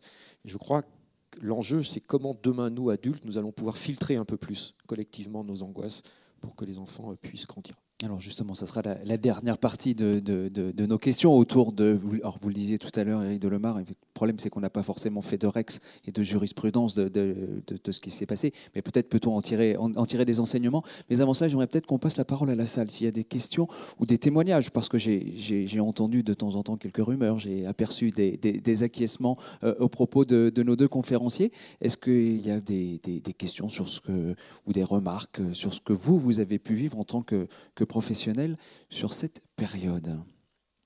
C'est une question sur ce que vous aviez dit sur... En fait, je ne m'explique pas, j'arrive pas comment on peut expliquer le délai qu'il y a entre l'effondrement, vous parliez, Madame Maes, de l'effondrement des adolescents et des enfants aussi après ce déconfinement.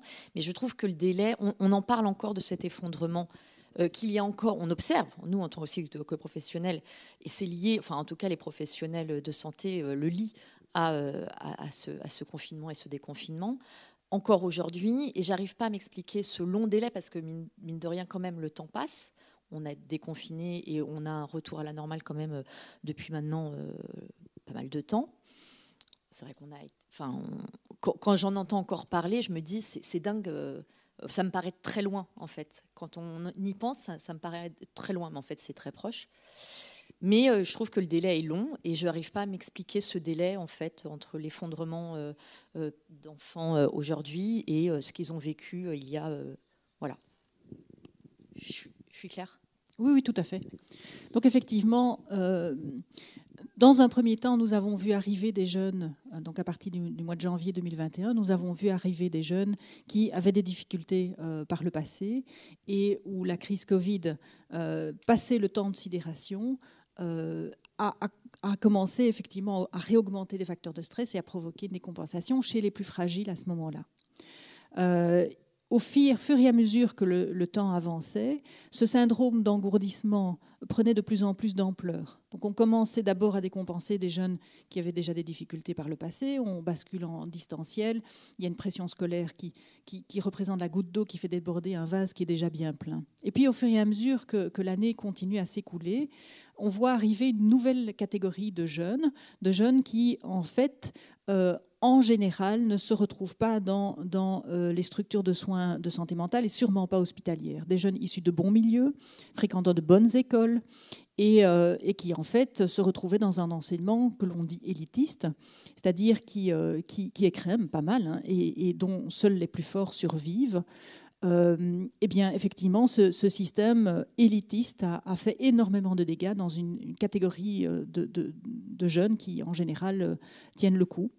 Les exigences scolaires ont été beaucoup plus importantes. Il n'y avait plus de droit à la déconnexion. Il y avait à partir du moment où les jeunes étaient quand même à la maison, on pouvait leur donner du travail en surplus.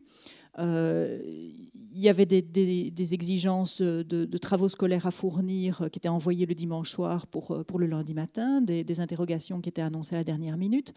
Les seuls moments où les jeunes pouvaient aller à l'école, ils étaient soumis à des évaluations permanentes.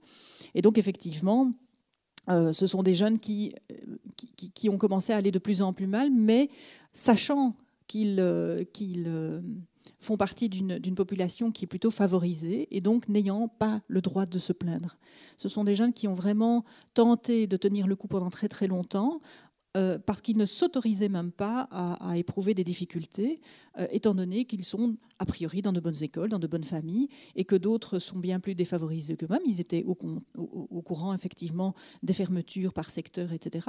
Et donc c'est une population qui a fini par arriver effectivement en psychiatrie, mais plus tardivement. Et puis maintenant que les écoles ont repris à un rythme plus normal depuis un an et qu'on ne vit plus de situation de confinement, ce qui s'est passé, c'est que le rythme scolaire s'est accéléré puisqu'il y a eu un retard important et les professeurs ont été très heureux de pouvoir enfin redonner cours comme d'habitude, reprendre le travail comme d'habitude. C'était une attente très importante dans ce secteur.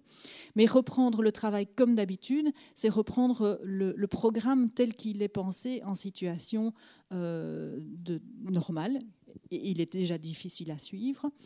Dans cette situation de non-adaptation finalement à l'état de santé des jeunes et des professeurs eux-mêmes, on a assisté à une augmentation des troubles anxieux en milieu scolaire à caractère épidémique. Les symptômes que nous rencontrons aujourd'hui, ce sont des troubles dépressifs, mais surtout des jeunes qui font des attaques de panique en classe. Et la plupart des enseignants des directions d'école nous disent « mais c'est impressionnant, tous les jours, il y en a plusieurs qui arrivent à l'infirmerie en état de panique et on ne sait pas quoi en faire parce qu'on ne sait même pas les envoyer consulter, les consultations sont full et donc on essaye de gérer tant bien que mal entre nous, mais on sent bien que le système est en faillite. » Et aujourd'hui, ce à quoi nous assistons maintenant depuis la rentrée scolaire du mois de septembre, je ne sais pas si c'est le cas en France, mais ce sont les professeurs qui sont absents. Les professeurs sont très clairement en burn-out. Nous avons énormément de classes qui n'ont pas un corps professoral complet, qui ont énormément d'heures de fourche. Et les situations de stress sont en train de se déplacer de l'individuel vers le collectif et on assiste à nouveau à la réapparition du harcèlement scolaire, en fait. Éric Delamare. Je crois que paradoxalement, nous n'avons jamais autant parlé des droits de l'enfant, de la place des enfants, et donc forcément avec une injonction, et à juste titre, à s'adresser aux enfants comme des interlocuteurs dignes, encore une fois, d'être écoutés. Et force est de constater que nos enfants, au fond, grandissent dans des crises multiples et successives, écologiques, climatiques, sanitaires, la guerre, la peur je vois bien des ados qui ont la peur du déclassement, de la pauvreté. Et la vraie question est... J'écoutais des ados, j'ai rencontré 150 ados qui ont travaillé sur la question écologique et la justice climatique en disant que dans tous les pays, qu'ils soient riches ou pas d'ailleurs, les inégalités d'accès aux droits vont se faire aussi par les inégalités dues au réchauffement ou au changement, on le voit en ce moment avec l'énergie. Mais Et quand on écoute ces jeunes, on a le sentiment, alors moi j'écoute, je ne suis pas un expert, mais j'écoute aussi ce que vos collègues, vos confrères disent de la question de l'éco-anxiété. Et quand on interroge ou quand on écoute les ados, ce n'est pas tant le changement climatique que l'absence de réponse des adultes et l'absence de considération des adultes aux propositions des enfants. Alors adultes avec un grand A, hein, puisque nous-mêmes parfois on peut se sentir presque impuissants face aux décideurs, qui crée d'autant plus l'éco-anxiété. Ce n'est pas tant la difficulté que le fait de ne pas la voir. Et donc cette incapacité de verbaliser. Et aujourd'hui, je crois qu'en face de toutes ces crises multiples, ça nécessite à nos institutions de bouger. C'est enfin qu'on décloisonne le médico-social, la protection de l'enfance, la PJJ, le sanitaire, l'école. C'est enfin qu'on aille sur le développement des compétences psychosociales, comme De Crowley le disait il y a 150 ans, pédagogue, ou Freinet il y a au siècle dernier, c'est-à-dire enseignons. Il n'y a pas de matière moins noble qu'une autre, ce que font les Danois en disant dès le collège, nous enseignons la cuisine. Comme ça, on travaille déjà sur les inégalités hommes-femmes. Ou quand Freinet disait, et qu'on observe en France, quand vous allez dans les écoles maternelles, où vous avez quasiment tous les enfants qui sont installés en U, et quand ils prennent la parole, ils la prennent devant tout le monde. Et puis quand ils arrivent en CP, même si c'est un peu évolué, mais pas partout, eh bien, on les remet les uns derrière les autres. Et ces enfants qui n'ont pas l'accès toujours à la parole, parce qu'à la maison, on ne parle pas toujours ensemble, on ne dîne pas toujours ensemble, etc., eh bien, ils oublient en classe ce qu'ils voulaient dire, parce qu'ils ont peur de le dire, parce qu'ils sont en vis-à-vis. Voilà. Et là, il y a du stress, il y a des tics, il y a de la panique. Et après, sur l'augmentation du harcèlement, enfin, moi, je suis effaré. Vous avez aujourd'hui des enfants à qui on dit « Mais pourquoi tu n'as pas parlé plus tôt ?» Et on a le dispositif, le programme phare là, qui se développe dans tous les établissements scolaires, sans moyens, et où vous allez avoir, bien entendu, des enseignants, des adultes qui vont en parler en classe. Et puis ce même enfant-là, qui en est victime et à qui on dit « Mais qu'on reproche, pourquoi tu n'en as pas parlé ?» Il dit « Bah ouais, on en parle en classe, ça fait 4 mois que je le subis dans les toilettes, personne n'y va jamais, c'est une zone de non-droit. » C'est-à-dire que cette incapacité de penser l'école comme un lieu de vie et pas qu'un lieu de passage. On ne parle que d'élèves, on ne parle pas d'enfants. Bien entendu que pour être bon en français, en maths et en sciences, il faut en faire. Mais il faut surtout créer les conditions pour rendre nos enfants disponibles.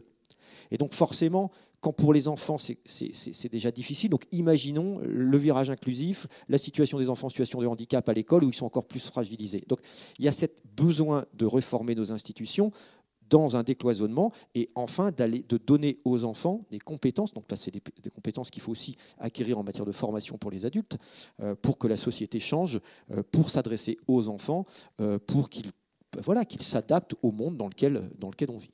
Alors, avant de prendre peut-être une autre question, juste, je rebondis, vous parliez d'éco-anxiété, juste pour vous dire que demain, nous avons une conférence justement sur ce sujet, sur comment enseigner l'environnement et les problématiques climatiques sans justement inquiéter. C'est demain à 14h. Madame.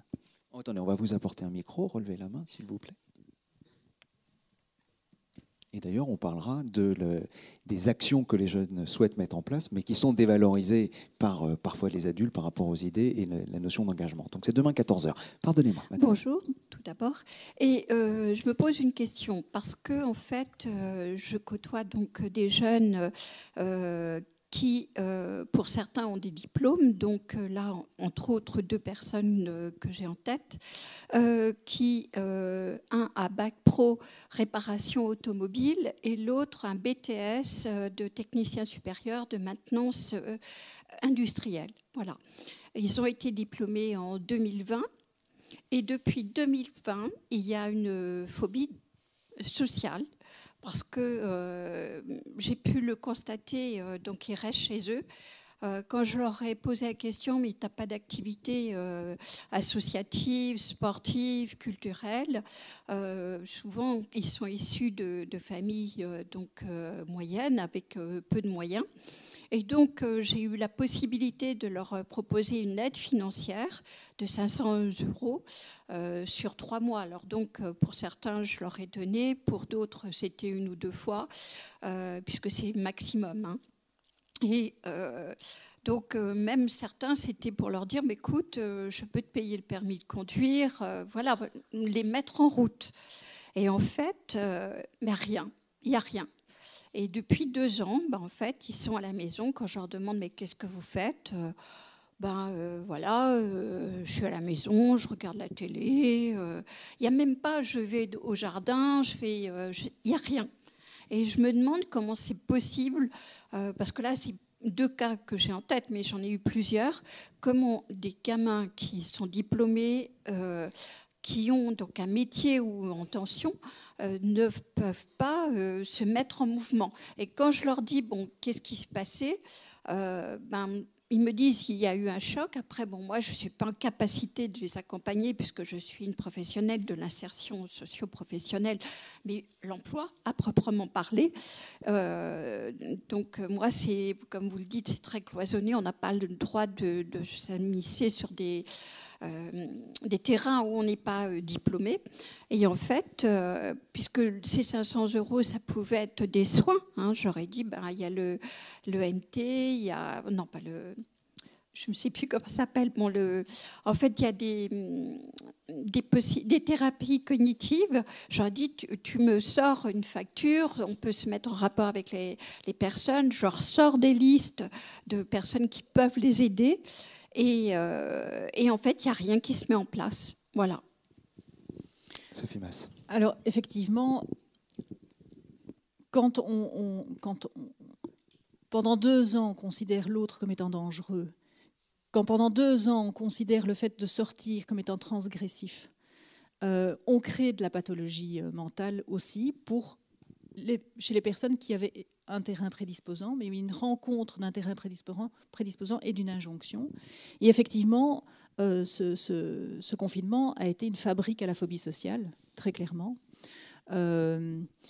avec une culpabilisation finalement des jeunes qui faisaient des efforts pour sortir, qui faisaient des efforts pour continuer à avoir une vie sociale. Je ne sais pas si vous l'avez vécu, mais quand le déconfinement est arrivé, moi, la première fois que je suis retournée au cinéma, ça m'a fait drôle. Ça m'a fait drôle. Et je me suis dit, mais alors que moi, je n'ai aucune phobie sociale, je n'ai aucune difficulté, comme vous le remarquez, à même être...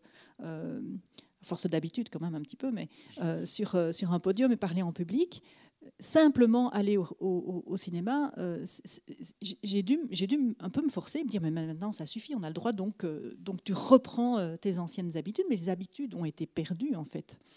Et il y a un message qui a été intégré, qui était d'autant plus fort qu'il était lié à un traumatisme quand même.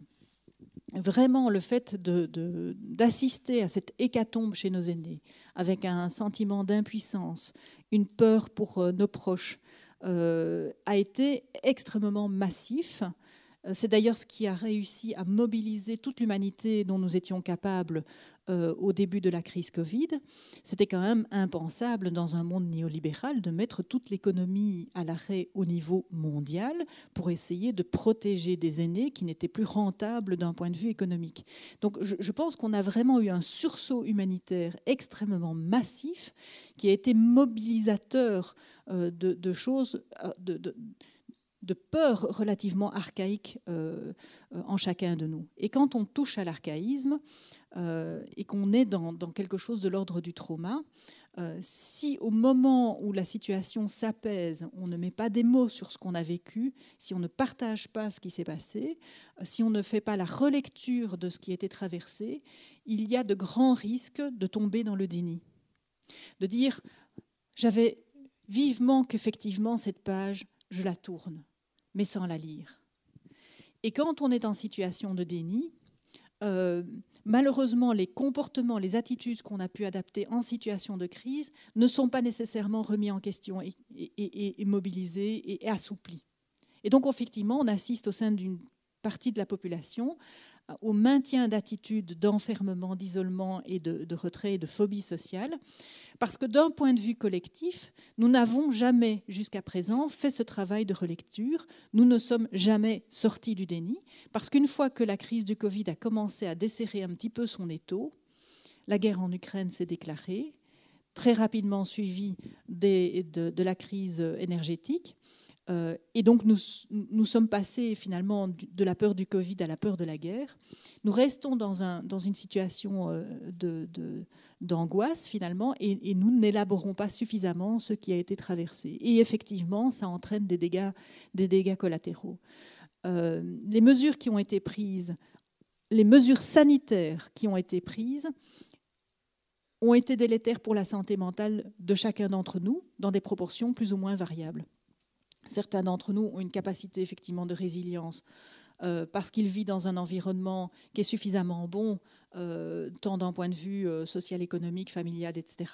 Et parce qu'il n'a pas un trauma qui n'est pas élaboré. Voilà, il y a toute une série de facteurs de risque qui sont absents. Et donc, spontanément, nous avons pu effectivement reprendre notre vie en main. Mais chez des personnes qui sont éventuellement plus précarisées, qui sont dans un contexte social plus isolé, qui ont moins de perspectives, etc., aucune mesure de soutien n'a été mise en place.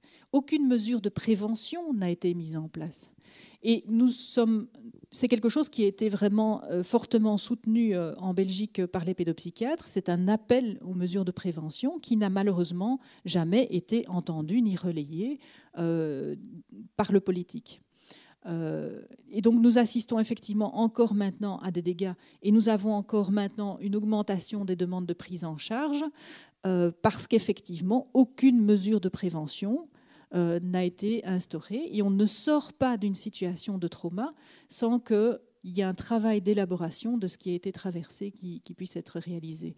Des groupes de parole pour les adolescents, des groupes de parole pour les adultes, des discours sociétaux n'ont pas eu la possibilité d'émerger spontanément et n'ont pas non plus été mis en place du côté du politique. Et donc on continue d'être effectivement dans une vague qui pourtant, une vague de décompensation psychosociale qui avait été annoncée dès le mois de mai 2020, donc juste au moment de la levée du lockdown.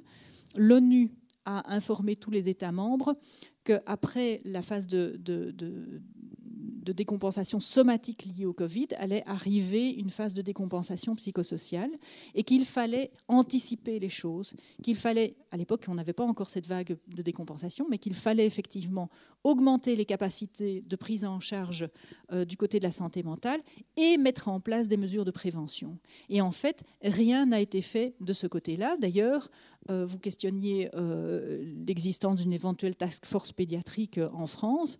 Ça va même plus loin. Donc on savait que la deuxième vague allait avoir une composante psychique et sociale. Et dans les groupes d'experts qui ont été constitués par le gouvernement à ce moment-là, alors qu'ils reçoivent les rapports de l'ONU, il n'y a pas d'experts en santé mentale, il n'y a pas d'experts en matière sociétale qui fait partie des groupes d'experts qui sont mis en place. Il n'y a que des épidémiologistes et des économistes.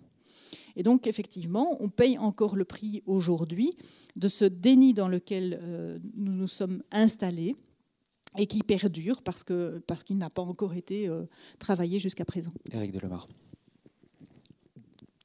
Là, ce que vous dites, j'ai reçu plein de témoignages, j'ai entendu plein d'enfants, d'ados, de jeunes adultes qui sont dans ces situations-là. Je suis alerté sur des enfants qui sont sortis des radars de l'école, certains avec plus d'enseignement à la maison, en instruction à domicile, un peu partout. La difficulté pour les jeunes était d'autant plus de pouvoir oser s'exprimer alors qu'ils ils voient bien. L'ONU l'a très vite dit, mais moi quand j'étais avec des collègues de francophones de certains pays africains, où on a vu les conséquences, où on a 50 ans, on reprend 50 ans de retard sur la scolarisation des enfants, où on avait dans certains pays la prostitution des enfants qui était de nuit et qui se retrouvait de jour pour pouvoir survivre. On a eu du retour au travail des enfants, une augmentation, plus 9 millions au niveau mondial. Et donc forcément, dans des pays comme les nôtres, on n'ose pas trop dire que ça ne va pas. Et effectivement, quand nous rédigeons ce rapport avec la défenseure, ce qui vraiment, tous les professionnels de la santé nous disent, mais c'est cette difficulté, au fond, de considérer l'enfant, l'adolescent, à un moment où il va mal, et donc de dire, mais de toute façon, il a l'avenir pour s'en sortir.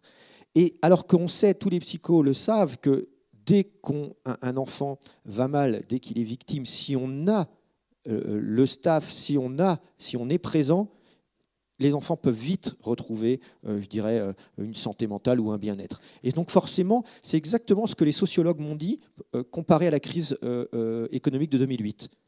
Il y a des jeunes adultes qui n'ont jamais trouvé de boulot depuis. C'est-à-dire qu'en fait, c'est pas le train qu'ils ont loupé, c'est le train qui passera plus.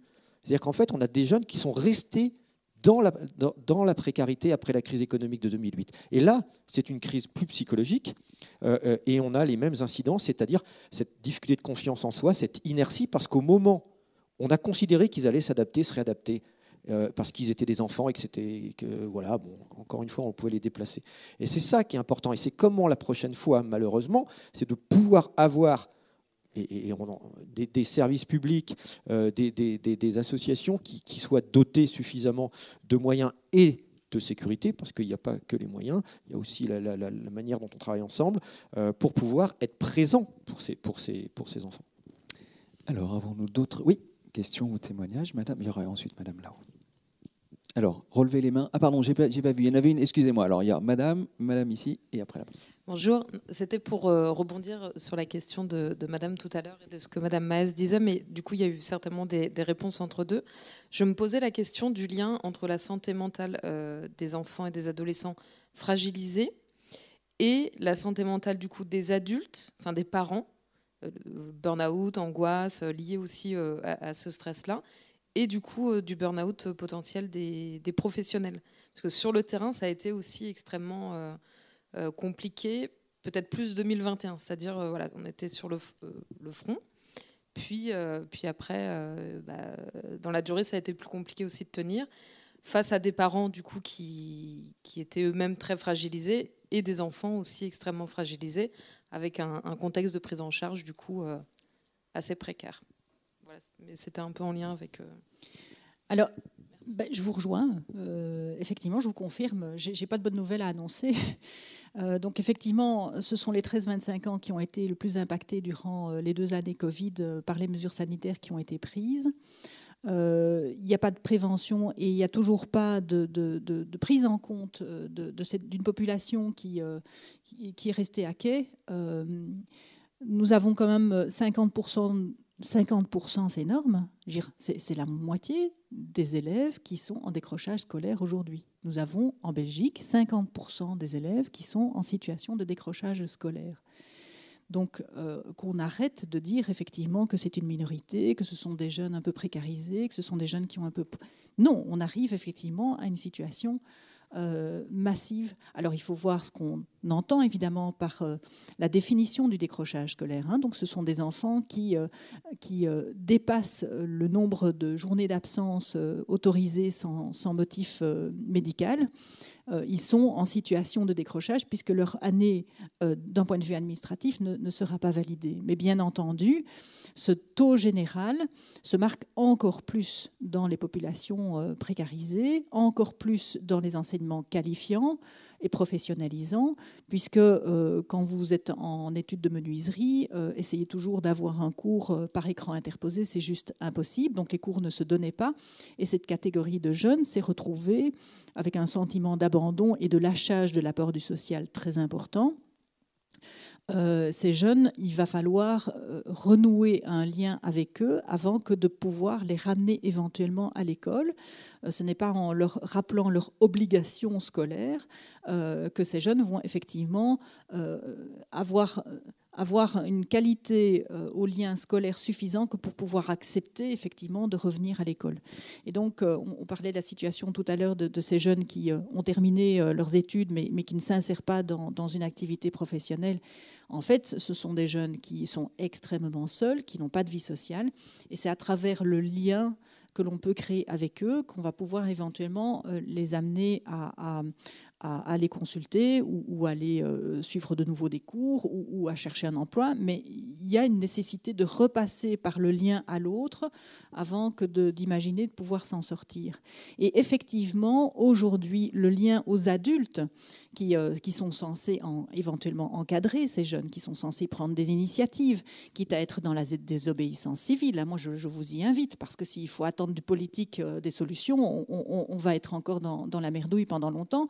Donc je pense effectivement qu'on a des missions qui sont strictement définies et qu'il ne faut pas y déroger. Eh bien, dérogeons-y, parce que les écoles qui ont le mieux réussi à préserver leurs élèves sont des écoles qui n'ont pas appliqué les mesures sanitaires à la lettre.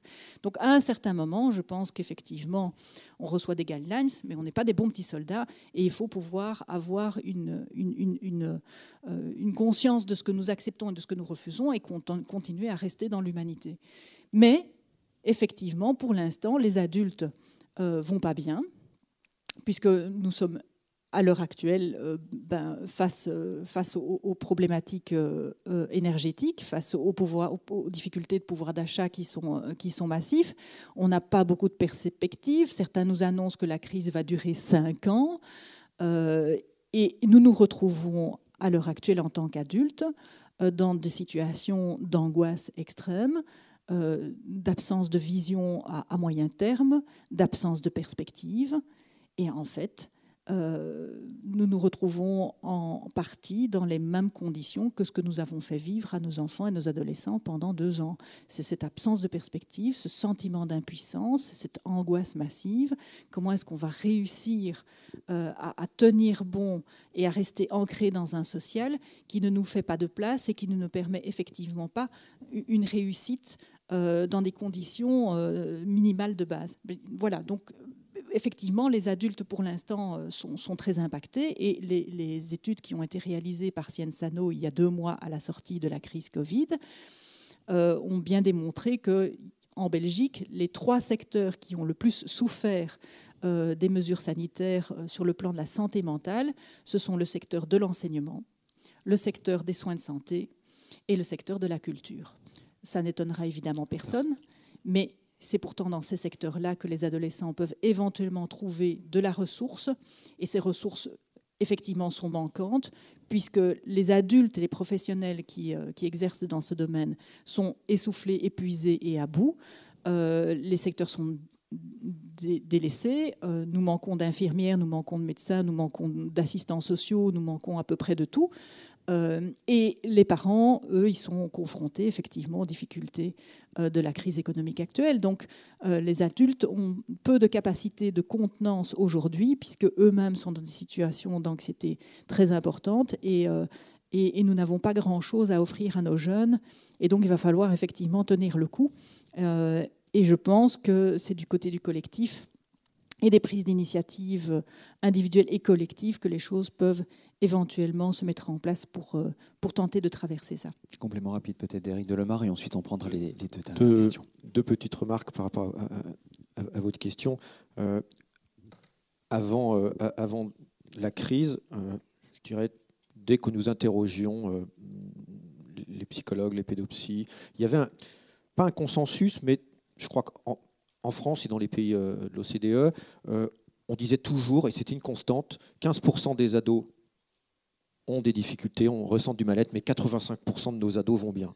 Aujourd'hui, je ne rencontre pas un pédopsychiatre qui est incapable de me dire le pourcentage. Aujourd'hui, on ne sait pas. Ça va prendre encore du temps. Et la deuxième chose dans ce que vous avez dit, ce qui est très intéressant, c'est de voir comment cette angoisse qui se propage à tous, elle crée au fond des problèmes d'attractivité dans les métiers de l'humain qu'on n'a jamais connus. Ça a été très bien dit, instit, animateur, infirmier, éducateur, etc.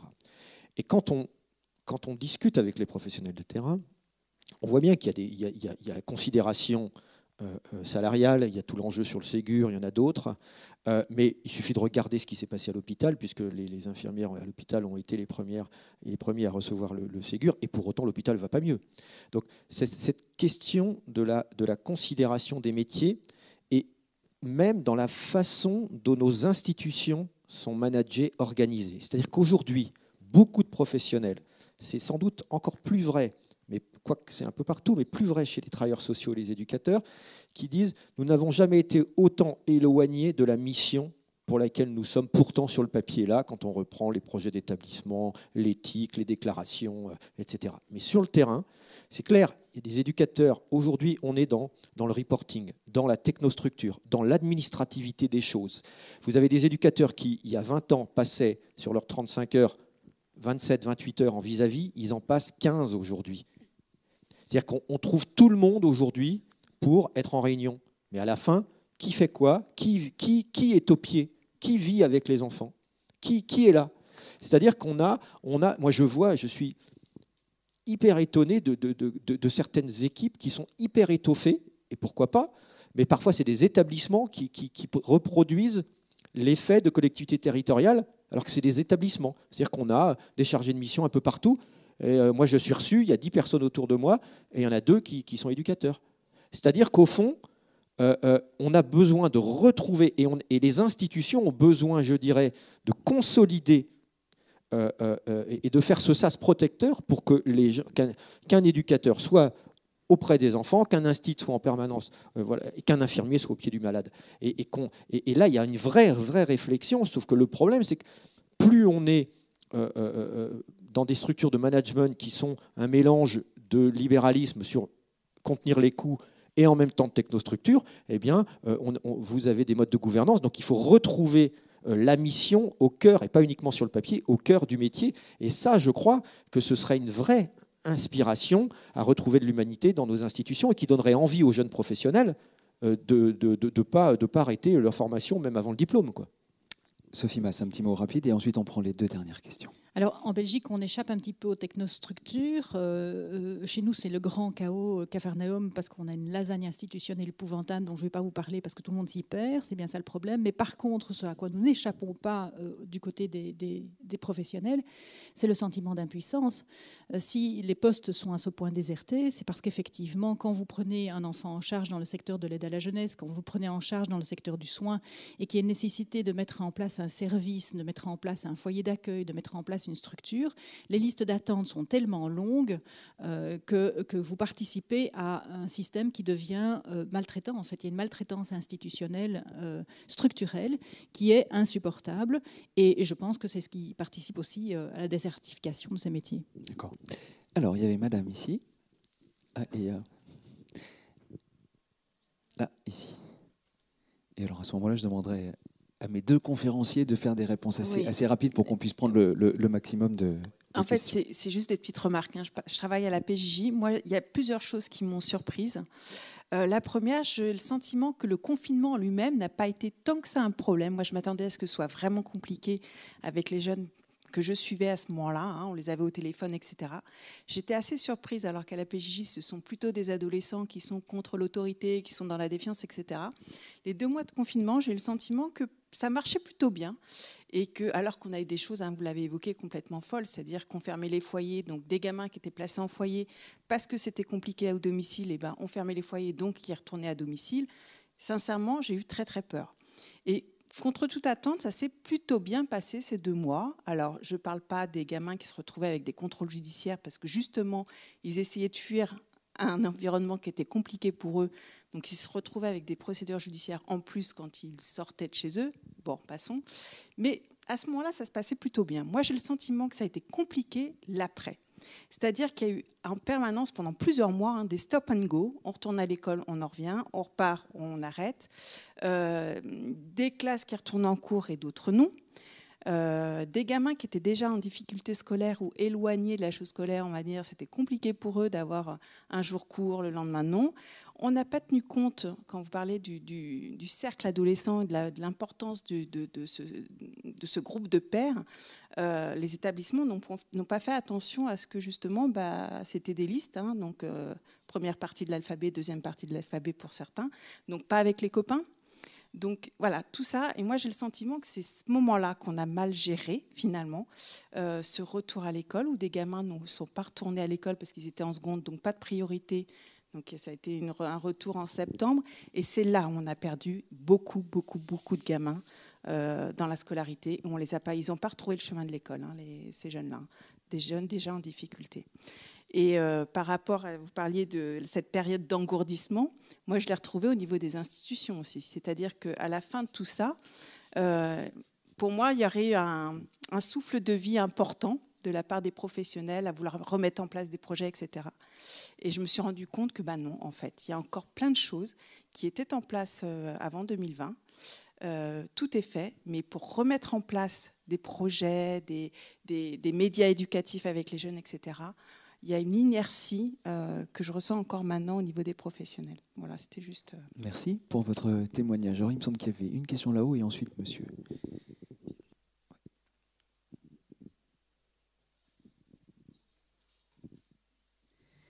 Alors, ce n'est pas une question. Donc je suis assistante sociale au service social en faveur des élèves dans les Yvelines. C'est pour faire écho à tout ce que vous dites. On parle de la santé des enfants. Moi, aujourd'hui, je suis indignée parce que sur le terrain, on y est. Auprès des enfants, on y est. Moi, j'ai quitté l'ASE parce que justement, les lourdeurs administratives, l'accompagnement auprès des enfants au quotidien, c'était devenu pesant et j'avais le sentiment de ne plus être en accord avec les valeurs éthiques que je porte. Je suis aujourd'hui au service social en faveur des élèves, auprès des enfants au quotidien. Je trouve qu'il y a cette possibilité encore possible. Néanmoins, il y a une forte dégradation de l'état de santé des enfants, qui est en lien aussi avec l'état de santé mentale de leur famille. Ce qui m'indigne moi aujourd'hui, c'est comment on fait dans un département des Yvelines où... sur le plan de la pédopsie, il n'y a pas grand-chose. Comment on oriente ces enfants. Aujourd'hui, une de nos missions, c'est lutter contre les inégalités des chances. Le fait est qu'en pratico-pratique, si les parents n'ont pas les moyens de pouvoir financer un espace thérapeutique en libéral, on a des enfants qui ne bénéficient pas de soins. Voilà, c'était juste cette observation que je voulais vous faire aujourd'hui. Merci beaucoup. Monsieur.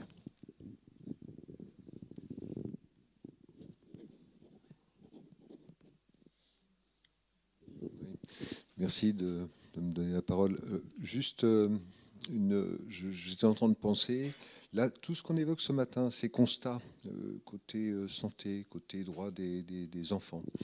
J'essayais d'imaginer, puisque l'Europe est un peu représentée là quand même, hein, il y a la Belgique et la France. Ça m'a fait penser à l'Europe. Est-ce que ces questions-là, quand même, qui sont très actuelles, qui sont douloureuses, où les difficultés s'accroissent, est-ce que ça remonte ça? Est-ce qu'il y a un moyen de faire remonter ça au Conseil européen? Est-ce que quelqu'un au Conseil européen s'occupe un petit peu de santé, de droits de l'enfant? Est-ce que vous êtes informé de ça? Oui? Et qu'est-ce que ça donne? Parce que je crois qu'en France, j'aimerais savoir, en termes des droits de l'enfant, combien de vos requêtes sont prises en considération. Merci. Éric Delemare. Merci. Alors, bien entendu, l'Europe, tant le Conseil de l'Europe que l'Union européenne, nous avons, et l'ONU, hein, nous avons un comité des droits de l'enfant à l'ONU. D'ailleurs, la France va être entendue à nouveau en début 2023 pour son 6e examen, c'est-à-dire que le défenseur des enfants et la défenseur des droits en France sont, je dirais, un peu une forme d'organe de contrôle pour les instances internationales de la manière dont la France... voilà. Donc, c'est du droit international, c'est des conventions. Et en ce moment, il ne vous a pas échappé que le droit international est plutôt mis en cause avec ce qui se passe en Ukraine. Et puis d'autres, on voit des remises en cause qui font un peu peur sur la remise en cause du droit. Il y a énormément de choses qui sont remontées. Il y a beaucoup de lois qui arrivent aussi par l'Europe et qui sont intégrées dans le droit français. Je pourrais prendre l'exemple, je parlais beaucoup d'intérêt supérieur ce matin, mais la Cour de cassation, le Conseil d'État a repris, et aujourd'hui, par exemple, le droit opposable, clairement sur ce que beaucoup de nos concitoyens ignorent encore, c'est-à-dire tous ces parents d'enfants en situation de handicap qui n'ont pas accès à l'école, eh bien, il y a une obligation de résultat. Donc, alors, faut être accompagné, souvent par des associations, il faut pouvoir avoir la possibilité d'aller en justice, mais donc, tout ça, c'est des choses très concrètes. Ça, c'est la première chose. Nous-mêmes, avec l'un défenseur, nous faisons des recommandations, et plus que des recommandations, au Parlement. Là, il y a une délégation aux droits de l'enfant qui vient d'être créée, comme il y avait une délégation, alors ça prend du temps toujours, hein, je dirais que d'ailleurs les combats sont souvent les mêmes, d'ailleurs parfois on peut les comparer, la délégation auprès des femmes qui avait été faite il y a plusieurs années, aux droits des femmes, là, il y a une délégation aux droits de l'enfant, donc il y a des choses qui avancent dans un contexte de crise internationale et de crise qui lui va très très vite, mais c'est clair qu'il y a des avancées. La vraie difficulté que nous avons en France, me semble-t-il, c'est ce que me disent toujours nos amis du Québec, c'est que vous avez des codes civils, vous avez un certain nombre de codes qui sont très très bien écrits, vous avez tout prévu. Vous êtes un pays qui a tout prévu dans la loi, sauf que vous êtes certainement celui qui applique le moins ce que vous écrivez. Donc c'est vrai qu'on a aussi besoin d'une vraie responsabilité, c'est-à-dire ce qui d'ailleurs beaucoup reconnaissent, c'est-à-dire que nos parlementaires ne sont pas là que pour voter des lois, ils sont là pour s'assurer qu'elles soient appliquées aussi. Donc là, ça c'est la question du suivi des lois. Juste deux remarques. La première question ou le premier témoignage, madame, vous avez raison, hein, le contrôle social, ça fonctionne bien. Hein. Qu'on soit enfant de la PJJ ou gilet jaune, le contrôle social, ça s'est arrêté. Voilà. Sauf que quand ça dure et que ça s'arrête, c'est là qu'on voit les situations de décompensation. Moi, j'étais très étonné et très prudent sur les premières études sur les enfants de l'aide sociale à l'enfance, de la protection de l'enfance, où on nous a dit « Oh là là, pendant 2 mois, ils n'ont pas vu les parents, qu'est-ce qu'ils vont mieux ? Ils vont beaucoup mieux. » Enfin, quand on creuse, on a eu après des enfants qui ont souffert de ça. Et puis surtout, pourquoi ils allaient mieux, les enfants, dans les maisons d'enfants à caractère social ? C'est que les éducateurs n'ont jamais autant été présents. Il y avait moins de réunions, moins de ceci, moins de cela. Les enfants n'étaient pas ballottés dans des transports toute la semaine. Donc ça, c'est une première chose. Et puis, madame, sur l'aide sociale à l'enfance, vous avez tout à fait raison. C'est-à-dire qu'on a eu des politiques depuis 12-13 ans, les RGPP, qui ont conduit effectivement à réduire les moyens. Et en 2019, n'oublions pas, avant la crise, que le bricolage, l'État... On n'a pas de culture d'étude d'impact en France. C'est-à-dire que quand la pédopsychiatrie, il y a 15 ans, on lui impose de faire son virage ambulatoire, c'est-à-dire fermer des lits, faire des consultations, etc. Personne ne va s'inquiéter des conséquences de ça pour les enfants, mais dans les autres institutions, la protection de l'enfance, la PJJ, le handicap, par exemple. Quand le médico-social, le handicap, fait son virage inclusif avec la fermeture des internats d'IME et d'ITEP, c'est pareil, personne ne va voir dans les autres institutions ce que ça produit.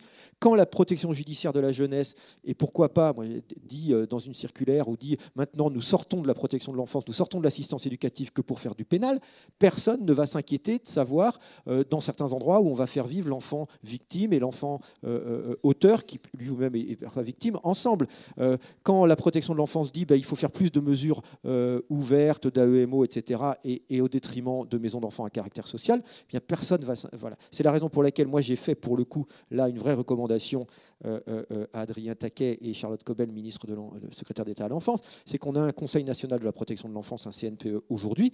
Il faut absolument que ce CNPE soit consulté à chaque fois qu'une grande institution des droits de l'enfant a l'intention, par son ministère, de se réformer. Et toujours, on sait bien ce que ça veut dire réformer. Hein. Virage inclusif, libéralisation, etc. Même si le virage inclusif est éminemment important dans le respect des droits, mais ça ne se fait pas de n'importe comment. Ça doit se faire dans la réponse aux besoins. Voilà. Donc c'est aujourd'hui, on arrivait sous ce bricolage-là en mars 2020. Forcément, la crise vient faire exploser ça. Et bien entendu, on se dit, oh là là, il nous faut 10 ans, il nous faut 15 ans pour former un pédopsychiatre. Ah ouais, ça va prendre du temps. Très rapidement, on termine avec vous, Sophie Masse. Vous questionniez effectivement, est-ce que les informations seront montées au niveau du politique ? Le politique qui n'a pas voulu voir, qui n'a pas engagé d'experts en matière de santé mentale dans les groupes de réflexion pendant la crise. Eh bien oui, des rapports ont été faits, des interpellations ont été réalisées et ces rapports émanant de manière spontanée des secteurs pédopsychiatriques, des secteurs de l'aide à la jeunesse, etc., se sont retrouvés en fait dans les rapports d'experts. Ils se sont saisis de la question et effectivement, à l'ONU, des rapports sont sortis qui continuent à taper sur le clou en demandant à ce qu'il y ait un renforcement des soins de santé mentale, renforcer le secteur d'aide à la jeunesse, renforcer particulièrement la prévention. Donc c'est connu, c'est remonté, les politiques sont informés. Le problème, c'est qu'ils n'en font rien. Allez, on va terminer cette table ronde par un exercice. Je sais que vous êtes capable de le faire, parce que vous l'avez fait pour le service communication juste avant. C'est un conseil en 30 secondes. Je sais que vous savez le faire, vous avez fait l'exercice avant la table ronde. Sophie Masse. Donc mon conseil, c'est d'arrêter d'attendre des des solutions du politique et d'en haut. Ça ne viendra pas. Je pense que la santé mentale, c'est l'affaire de tous. Et en ce qui concerne plus particulièrement les enfants et surtout les adolescents, je pense que notre meilleur outil thérapeutique, ce sont les adolescents eux-mêmes, le groupe des adolescents. Alors, il ne s'agit pas évidemment de juste rassembler les ados ensemble, d'imaginer que ça va bien fonctionner, ça c'est ce qu'on fait à l'école, on voit les dégâts. Dans tout groupe humain, s'il n'y a pas quelque chose qui accompagne la dynamique de groupe, il va y avoir spontanément des mouvements de rejet, de harcèlement, de disqualification. Mais si ce groupe est accompagné et qu'il y a vraiment un souci de l'expression émotionnelle partagée, avec le non-jugement, la bienveillance, les adolescents sont vraiment capables d'énormément les uns pour les autres. Il faut, je pense, vraiment s'appuyer sur leur côté spontané. C'est entre eux qu'ils résolvent les problèmes. Nous, en tant qu'adultes, ce que nous avons à faire, c'est créer le contexte où ces adolescents peuvent effectivement se rencontrer dans de bonnes conditions et de veiller à ce que le groupe fonctionne de manière appropriée. Et si vous mettez ça en place, c'est quelque chose qui est utilisé dans toutes les structures pédopsychiatriques. C'est un outil qui est facile à transposer dans toute institution, même les établissements scolaires. Il suffit d'avoir une volonté. Alors cette volonté, elle ne viendra pas du politique. Je pense que cette volonté, elle doit venir de la base et que nous sommes tous des colibris. Et j'espère qu'à l'issue de ces journées, nous aurons un bel envol de colibris. Merci. Éric Delemare. Oh. Rapidement, je crois que fondamentalement, la question des droits de l'enfant. Enfin, ceux qui vous disent qu'on est à l'époque de l'enfant roi, il suffit de regarder toutes les crises qu'on a énumérées ensemble. Le contexte est quand même assez anxiogène. Donc, rappelez les droits pour que l'enfant soit protégé et émancipé. Et puis, ce que vous avez en matière de pouvoir d'agir, ce qu'on a tous collectivement auprès de nos enfants, c'est d'arrêter le temps pour le prendre. C'est-à-dire qu'on sait bien que les enfants ont besoin de rythme, de ritualiser. Et effectivement, on vous impose en permanence d'avoir déjà de l'avance sur le temps en vous levant le matin quasiment. C'est-à-dire qu'il faut tout faire vite, trop vite avec ce sentiment-là. Je crois qu'il y a les institutions qui imposent ce rythme, et nous-mêmes, nous sommes parfois les propres artisans de ça. Donc, arrêtez le temps pour le prendre. Les enfants ont besoin de votre temps. Merci beaucoup à tous les deux d'avoir été avec nous ce matin. Merci beaucoup.